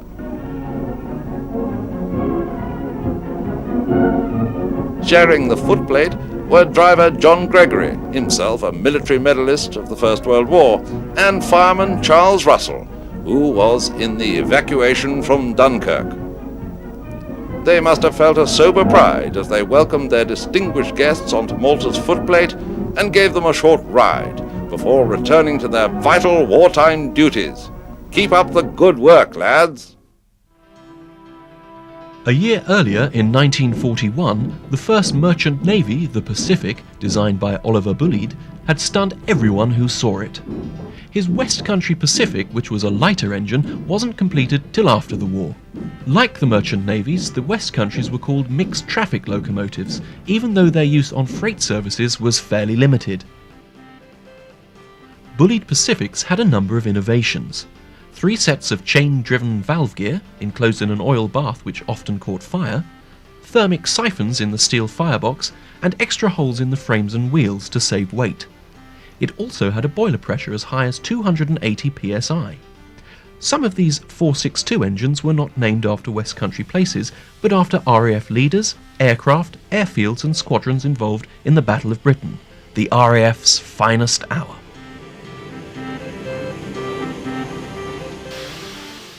The characteristic exhaust was caused by Bulleid's Lemaitre type double blast pipe.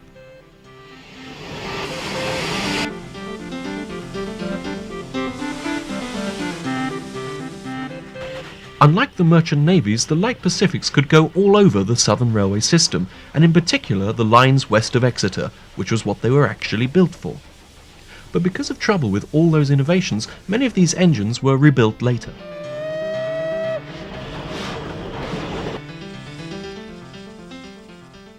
The power of the light Pacific was 31,000 pounds, giving it a top speed of at least 100 miles per hour.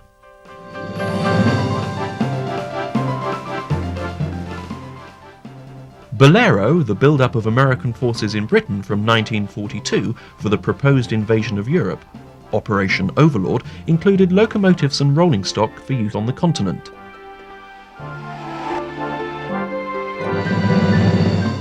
One of the engines brought over from the USA was this tank engine, number 30075. Now on the Swanage Railway, it worked in Yugoslavia for over 40 years, after it was sent over from Britain in 1946. It was built for temporary war services, so it is quite remarkable that it is still in such fine working condition.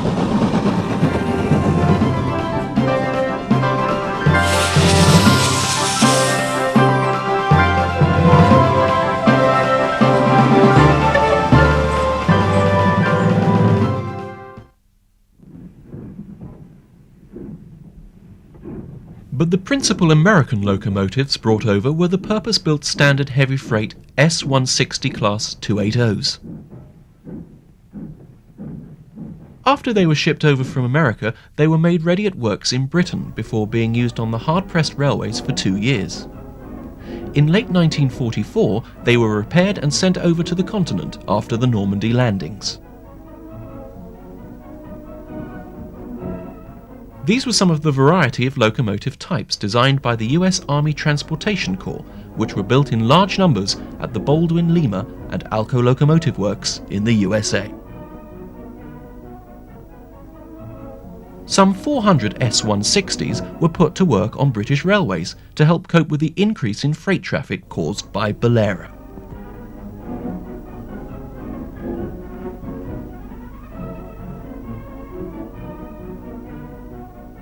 In spite of a design fault which caused a few deaths when boilers blew up, Their totally un-English appearance caused quite a stir.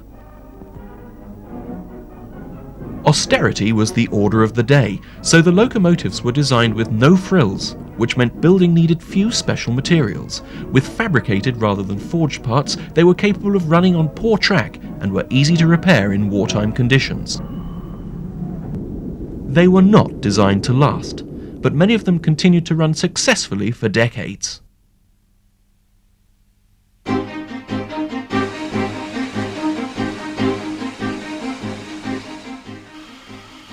The British austerities were designed for the War Department. The WD-280s and later the 210s were derived from the highly successful LMS 8F-280 from William Stanier. 935 280s and 150 210s were built between 1943 and 1945. 3 of these impressive 210s still exist today. One of them is now called Gordon and runs on the Severn Valley Railway. The 210 was heavier than the 280, but because the weight was distributed over 10 axles, it was in fact lighter. The problem of getting 10 coupled axles around sharp curves was overcome by having no flanges on the middle pair of driving wheels. In the USA and Europe, air brakes were the norm, so all these military heavies had to be fitted with Westinghouse brake pumps on the side of the smoke bowl.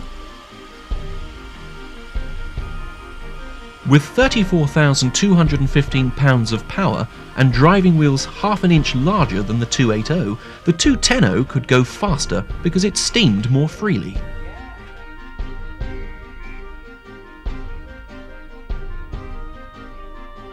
On the continent later in the war, they would often be seen hauling passenger trains, as they do now on the Severn Valley Railway, which is mostly single track. This means that tablets have to be exchanged between the driver and signalman to ensure that Gordon has the right of way on the next stretch of single track.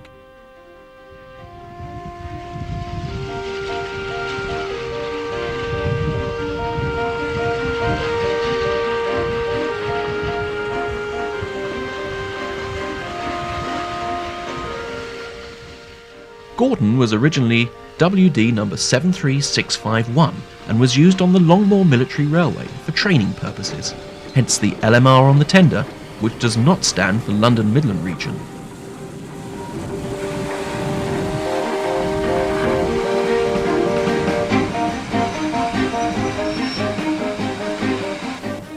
It has a bigger boiler than the 280s, a 40 square foot firebox made of steel with a rocking grate, like in American locos.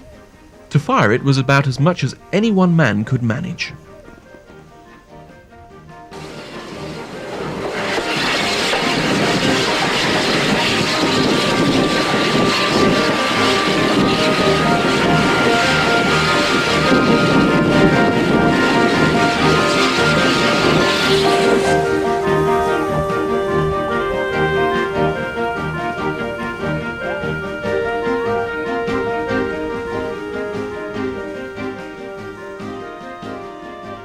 It was renumbered WD-600 in 1952, but Longmoor ceased operations in 1969 and Gordon now belongs to the National Army Museum, who lease it to the Severn Valley Railway.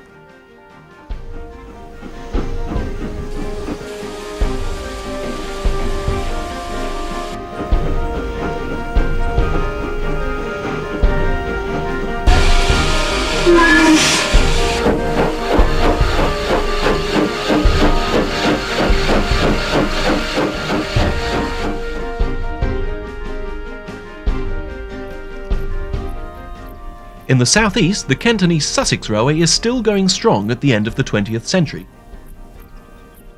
The line was built in 1900, which is very, very late for railways. It was the first light railway in the country to reach areas that have been missed out in railway mania of the 1840s and 1850s. It connected Robertsbridge in East Sussex with Headcorn in Kent, made very modest profits initially, but because it was built very cheaply, the stations were usually a way away from the villages they were supposed to serve, so it was very vulnerable to road competition from the 1920s onwards. Started losing money in 1926, struggled on through the war when it became an important secondary route to the coast, taking lots of materials down to the south coast when the main lines were affected by bombing. And then after the war it was nationalised and became part of British Railways for 6 brief years when they decided that it couldn't go on running uneconomic trains, and it closed in 1954.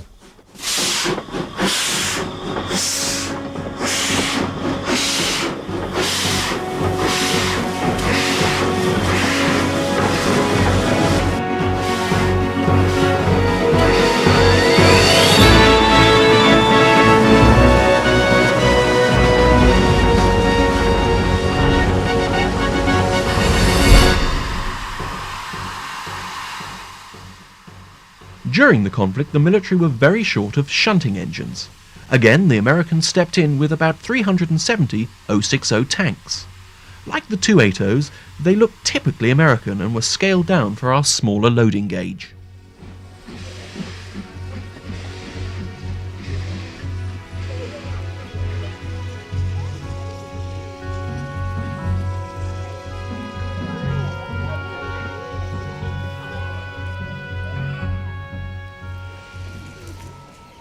The WD engines were of the traditional British design of industrial inside cylinder saddle tanks, but for rapid production they were modified for economy in manpower. They were built by 6 different manufacturers between 1943 and 1945.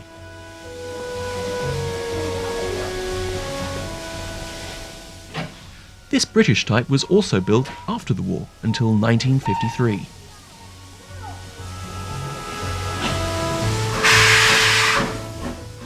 These austerity shunting engines didn't often appear on the home railways during the war, as most of them were used at military depots. But after the war, 75 were taken over by the LNER, while many others were put to work at the collieries and other industrial sites. First is number 65, which was built in 1943 by the Vulcan Iron Works in Pittsburgh, Pennsylvania. It was shipped across the Atlantic in kit form as part of the preparations for D-Day. Similar engines were actually then transported across the Channel, but number 65 and its partner number 238 that are here at the Kent and East Sussex Railway didn't see action in the war, and afterwards they went to first Southampton docks and then later to the Ashford Wagon Works, where they were used as shunting engines before they were saved for preservation here at the Kent and East Sussex Railway.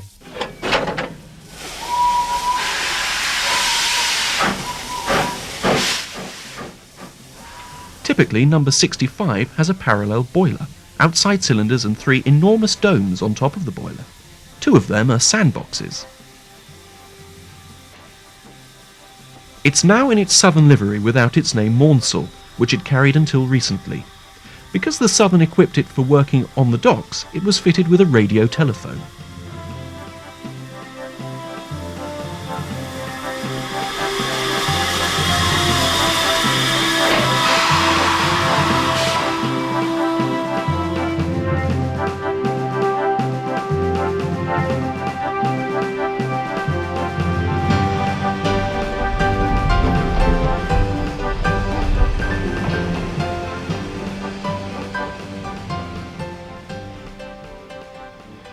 The British as well as the American tank engines were sturdy and capable of hauling quite heavy trains over lightly laid tracks with sharp curves.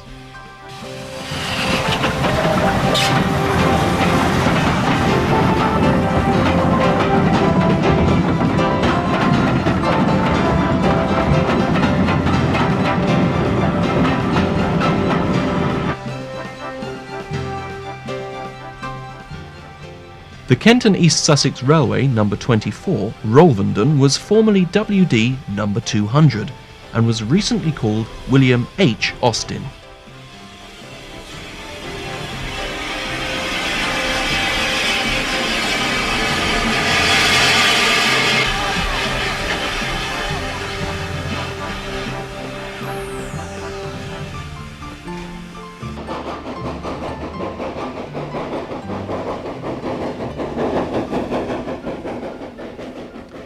In contrast to the modern stock being hauled by number 65, number 24 is hauling an extraordinary collection of vintage coaches.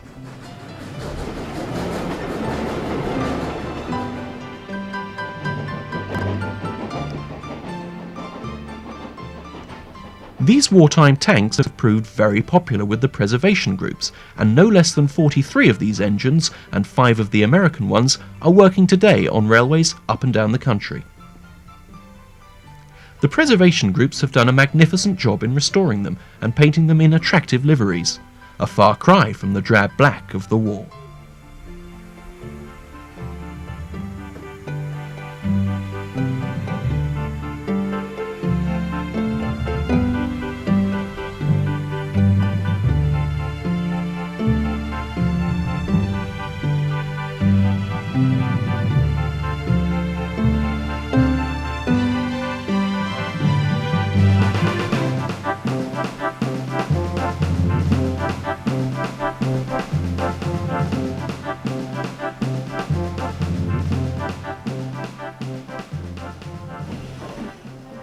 Number 24's train comprises an LNWR director's saloon with verandas, an SECR family saloon, an SECR full second and a GER composite and a district railway full first. In spite of its 23,870 pounds of power, it seems to be having quite a struggle with this lot, which consists of old 4- and 6-wheelers. Some of them were rescued from such places as allotments, where they had been used as hen houses.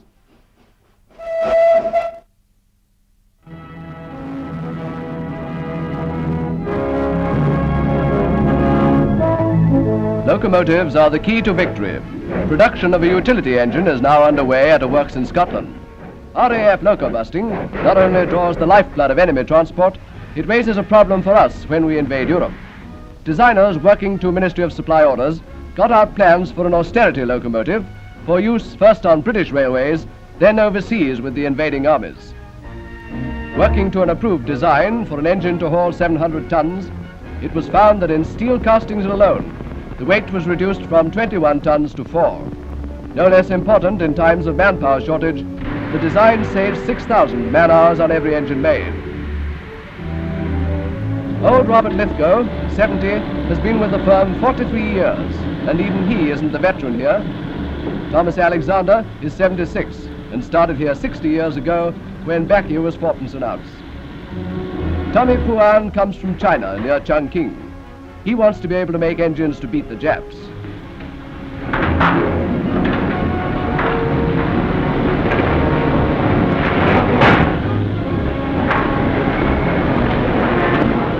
All sorts of jobs on austerity locomotives are done by girls.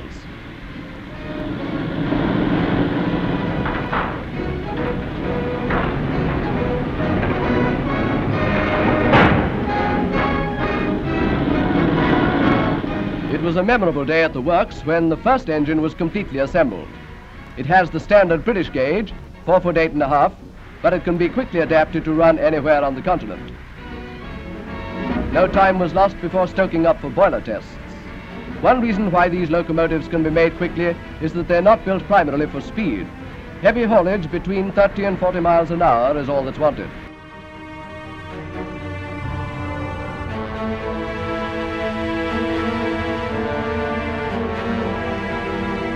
When locomotive number 1 rolled out of the works, the Minister of Supply, Sir Andrew Duncan, was on the footplate. He had good cause for satisfaction. While Britain can turn out locomotives in plenty, fighter command and the Red Armies are taking crippling toll of Nazi transport. It's good to know that when the second front is open, the army will have all the engines it wants.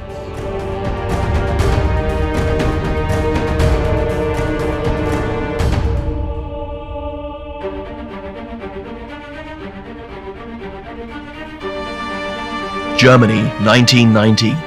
The first locomotive from the Krupp Works in Essen, bedecked with ornamental greenery, was a Prussian G10 010O.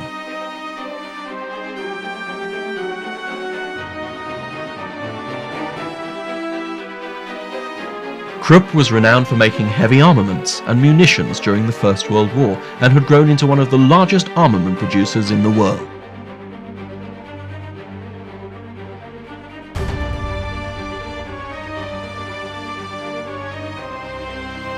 But German railwaymen of the Deutsche Reichsbahn were equally as dedicated and skilled as the British and Americans.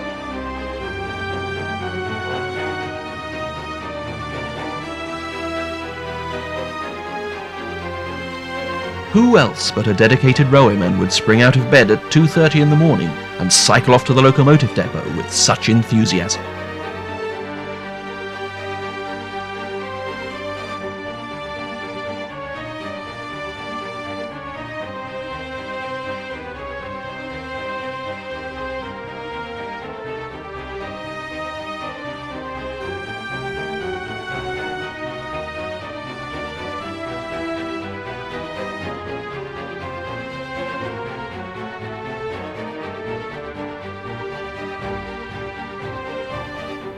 He was the firelighter whose job was to light the boiler ready for the driver and fireman to take over.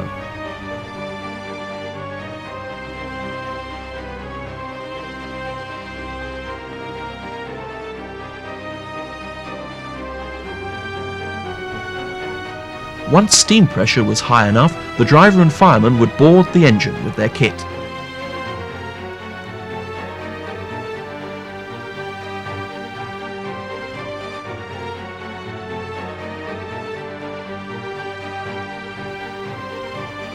They had to oil up the cranks and bearings, the driving rods and connecting rods, and the valve gear of their big 282 tank before driving out of the typically German roundhouse, onto the turntable and into the yard.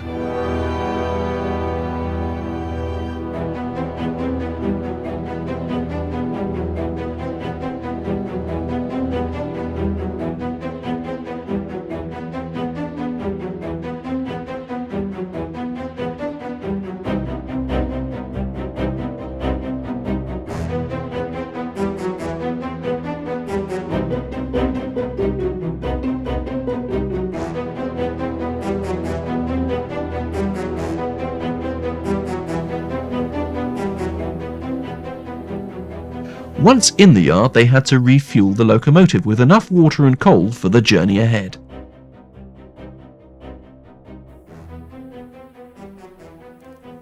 They would couple up, and after a signal from the guard, they'd be off on the job for the day. Krupp went over to locomotive building directly after the First World War, when Germany was forbidden to manufacture any armaments by the victorious Allies. Germany began to rearm during the 1930s under the Nazis and their Führer Adolf Hitler, so the Krupp works were turned back more and more to the manufacture of armaments, but it did continue to produce locomotives until 1941.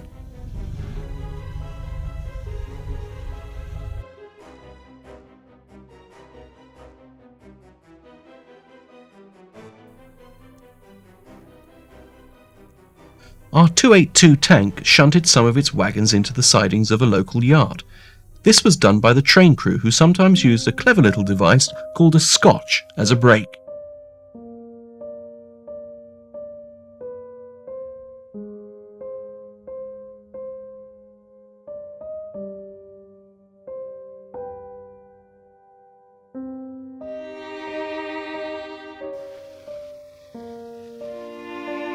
The goods trains were made up of wagons that were large by British standards. There were various types, and the guards, brakesmen, or shunters could shelter in small huts on some of them.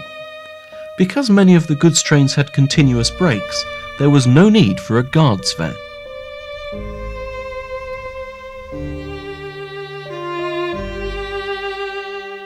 Continental passenger coaches were also more spacious than in Britain, and as platforms were much lower or non-existent, they seemed even larger.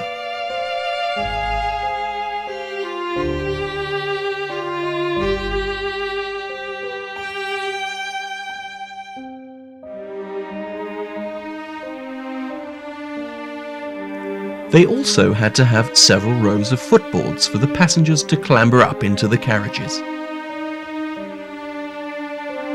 In Germany in particular, there was a dense network of local lines with frequent services even on Sundays, unlike in Britain.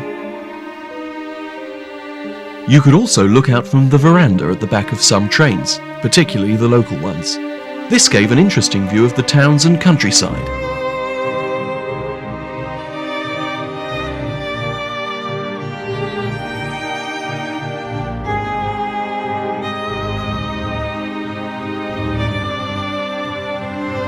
On the main lines there was very heavy traffic of both passenger and freight trains. German trains always passed on the right rather than on the left as in Britain. Even the signal arms were back to front.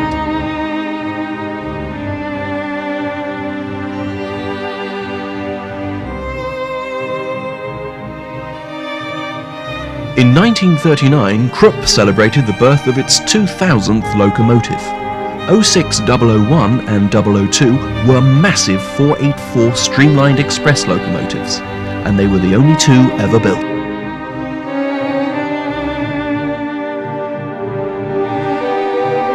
In fact, there was no real need for such powerful express engines. Perhaps another example of Nazi megalomania.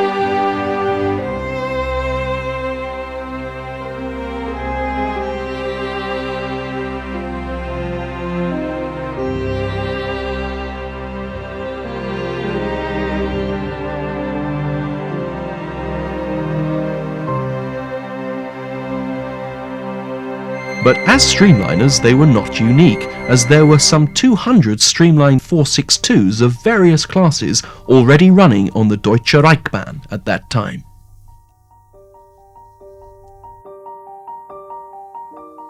Like numerous German locomotives, both engines were badly damaged in air raids towards the end of the war, and then they were finally put on the scrap heap.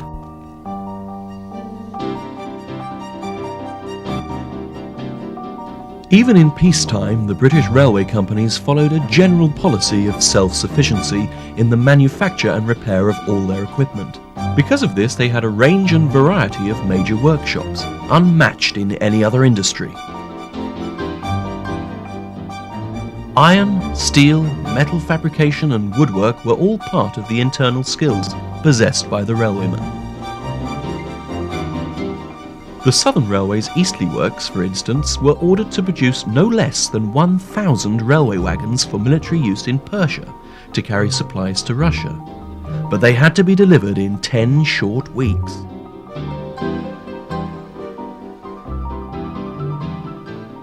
The works were amongst the finest heavy engineering shops in the country. In quality and skill they were unrivaled and were vital to a nation struggling to keep its independence.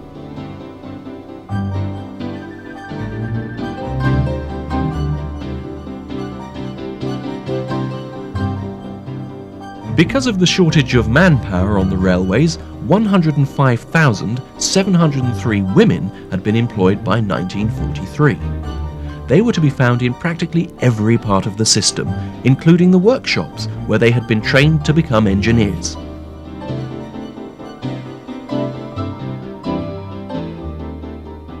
Like the men alongside them, they had soon learnt the skills of core making, coppersmithing, welding, turning, joinery and concrete mixing.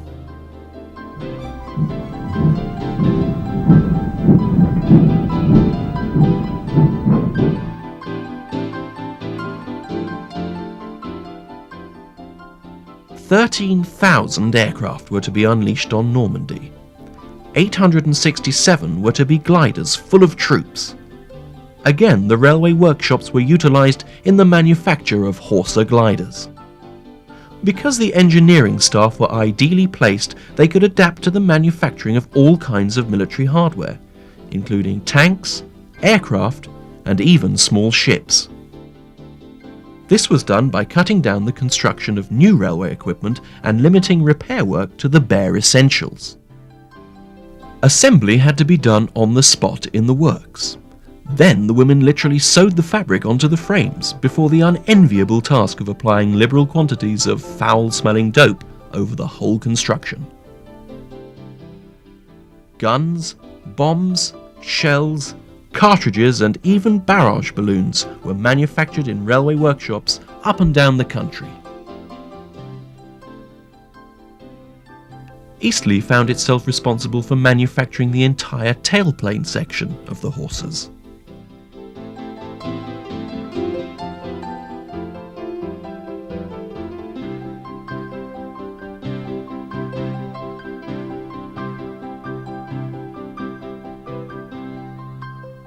At its peak, Production of aircraft parts constituted more than 3/5 of the total volume of war work completed in the railway workshops.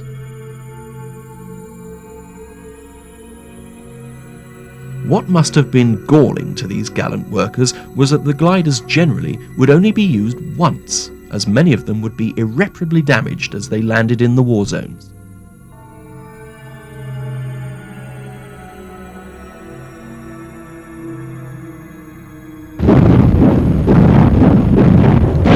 On the night of June the 5th, 1944, the massive invasion of Normandy began.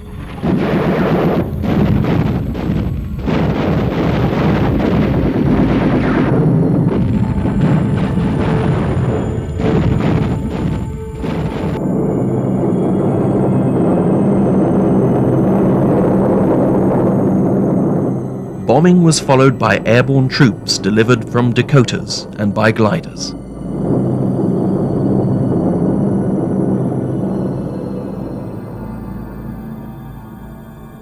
Before D-Day, Allied air forces had flown 200,000 sorties and delivered 200,000 tons of bombs in only 2 months.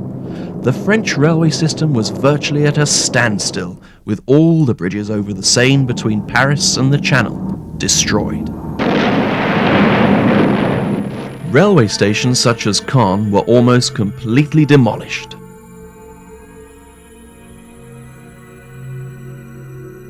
The utter carnage of Caen was repeated all over Europe as a result of Operation Overlord.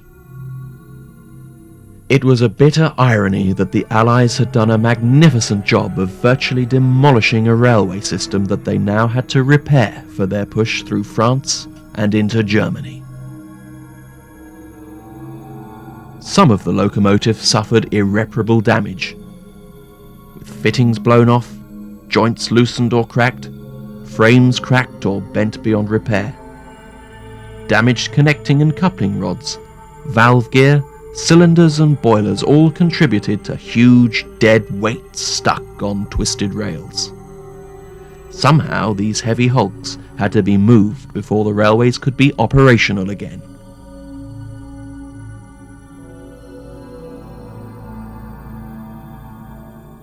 In many cases, the track work was so badly damaged that rebuilding had to be started from scratch. This meant that the track bed had to be cleared, ballast redistributed, and sleepers relayed. Royal engineers of a railway construction company were helped and directed by civilian railwaymen to lift and move old bent rail, replacing it before lining up and fastening down the new rail to the sleepers with screw spikes. Cheminots and sapper worked together. Cheminots used long-handled ballast forks to remove ballast. After the beachheads had been established in Normandy, one of the most pressing problems was to re-equip the French railways with rolling stock to be used in army lines of communication. Locomotives and rolling stock were shipped in large numbers through Southampton to the continent. Because the train ferry terminal at Cherbourg had been out of action until the 4th of August 1944, 2 040 diesel locomotives were loaded onto transporters and landed on the open beaches at Corsair on the 26th of July. The 153 horsepower diesel had been loaded by crane onto a Mark I transporter at the King George V dock at Southampton, accompanied by a tractor which hauled its heavy load up the beach. By August the 4th, WD 32, 29, 30 and 33 were hard at work at the depots at Corsair, Bayeux and Caen. The capture of Caen was one of the main objectives of the British Second Army. Its capitulation was finally achieved on the 9th of July after a heavy attack by 450 RAF bombers. The town had been heavily bombed and shelled. The bridges were destroyed. The station yard and tracks were almost obliterated. But the captured lines were soon put back into working order. Some of the reconstruction had to be done at a fairly basic level because of a lack of heavy gear. Every part of the railway had been affected. Even the station buffet was put out of action. With so many engines wrecked in the bombing, improvisation was the order of the day. In the best military tradition, the sappers converted a jeep by fitting flanged wheels so that it could be run on the railway. Even a powered trolley had to be used for transporting personnel.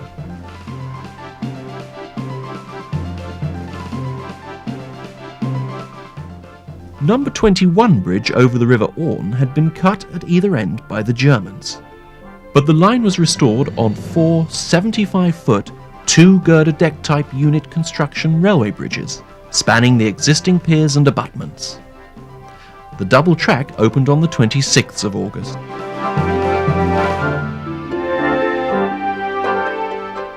By the middle of the month, 65-ton USATC Whitcomb 650 horsepower diesel-electric locomotives had been sent across the channel.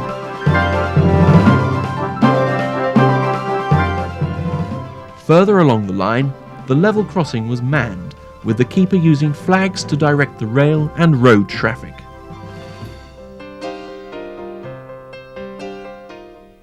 In the absence of signalling equipment, another flagman was stationed on the end of bridge number 4. Some engines had a white painted outline as a blackout precaution to help them to be seen in the dark.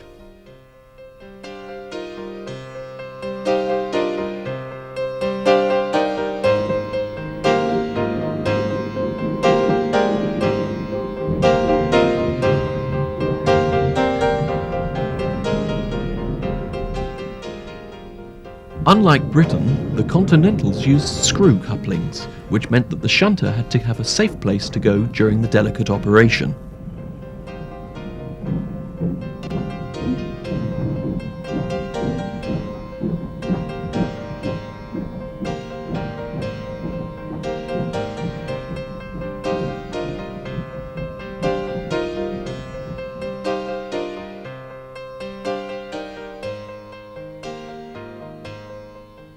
Once the coupling was completed, the driver moved the master switch from neutral to forward, and the power handle moved on to supply traction current to the 4 motors, one on each axle.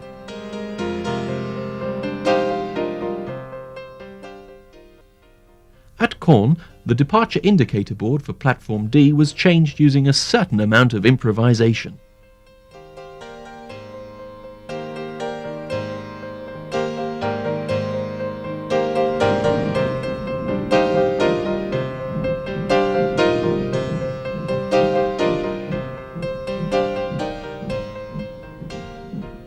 As time went on, the station took on the look of normality. Before the war, the French railways had 460,000 wagons. By the liberation, 74,000 of them had been damaged. The rest were either destroyed or stolen by the retreating Germans, leaving 230,000 wagons serviceable.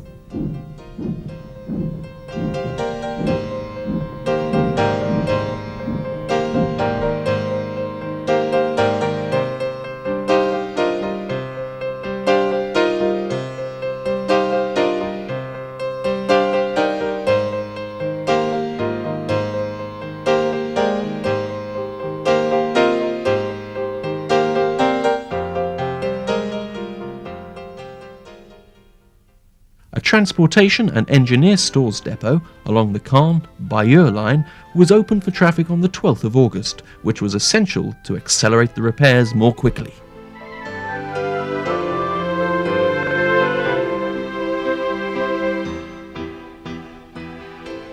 But the railways had to keep moving while signs of the former German occupation were still evident. A notice signed by the district commander forbade photography or sketching of military objects of any kind.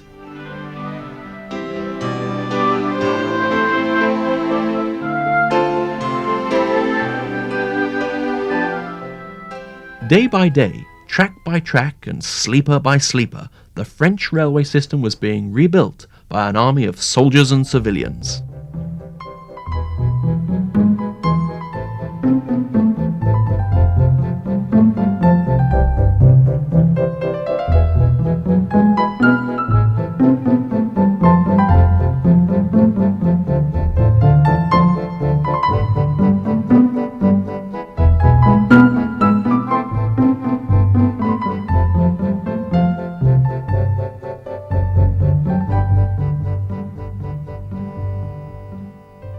In the planning stages for a successful re-entry into the continent, it was rightly assumed that all sea rail terminals would be destroyed.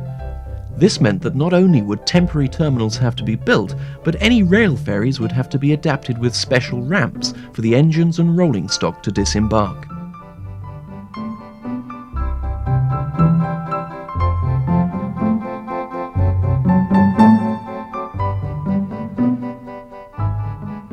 So a 120-foot-long ramp bridge was added to the stern slipway of the ferries, with a lifting frame that raised and lowered it onto the key bearings.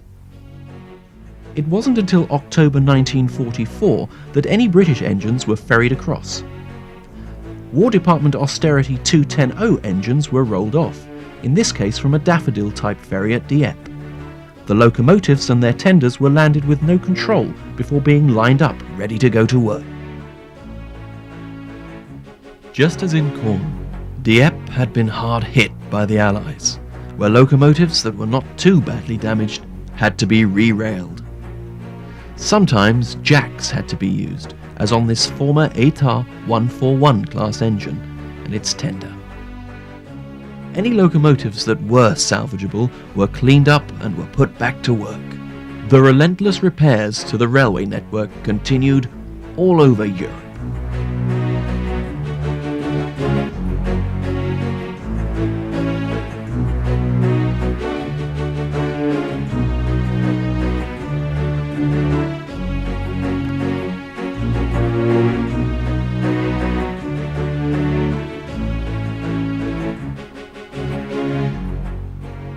These huge, heavy engines were often embedded, which meant many back-breaking hours of work for the sappers and the French railway workers.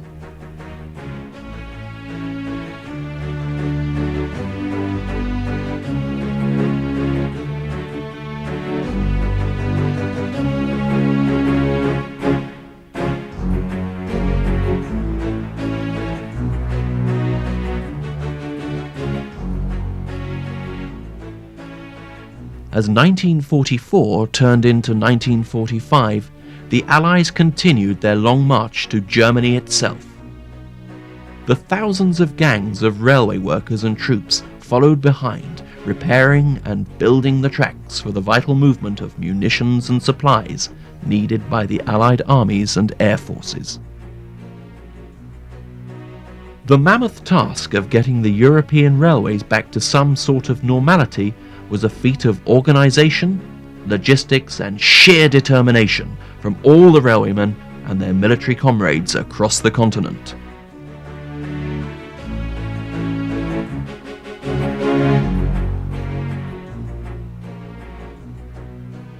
On Wednesday the 2nd of May 1945, Russian Premier Stalin announced the fall of Berlin. This was followed by the unconditional surrender of Germany on May the 7th. Hitler's Third Reich had not lasted for 1,000 years as he had predicted, and the Nazi scourge had been ended at huge cost in men, money, and enormous sacrifices on both sides.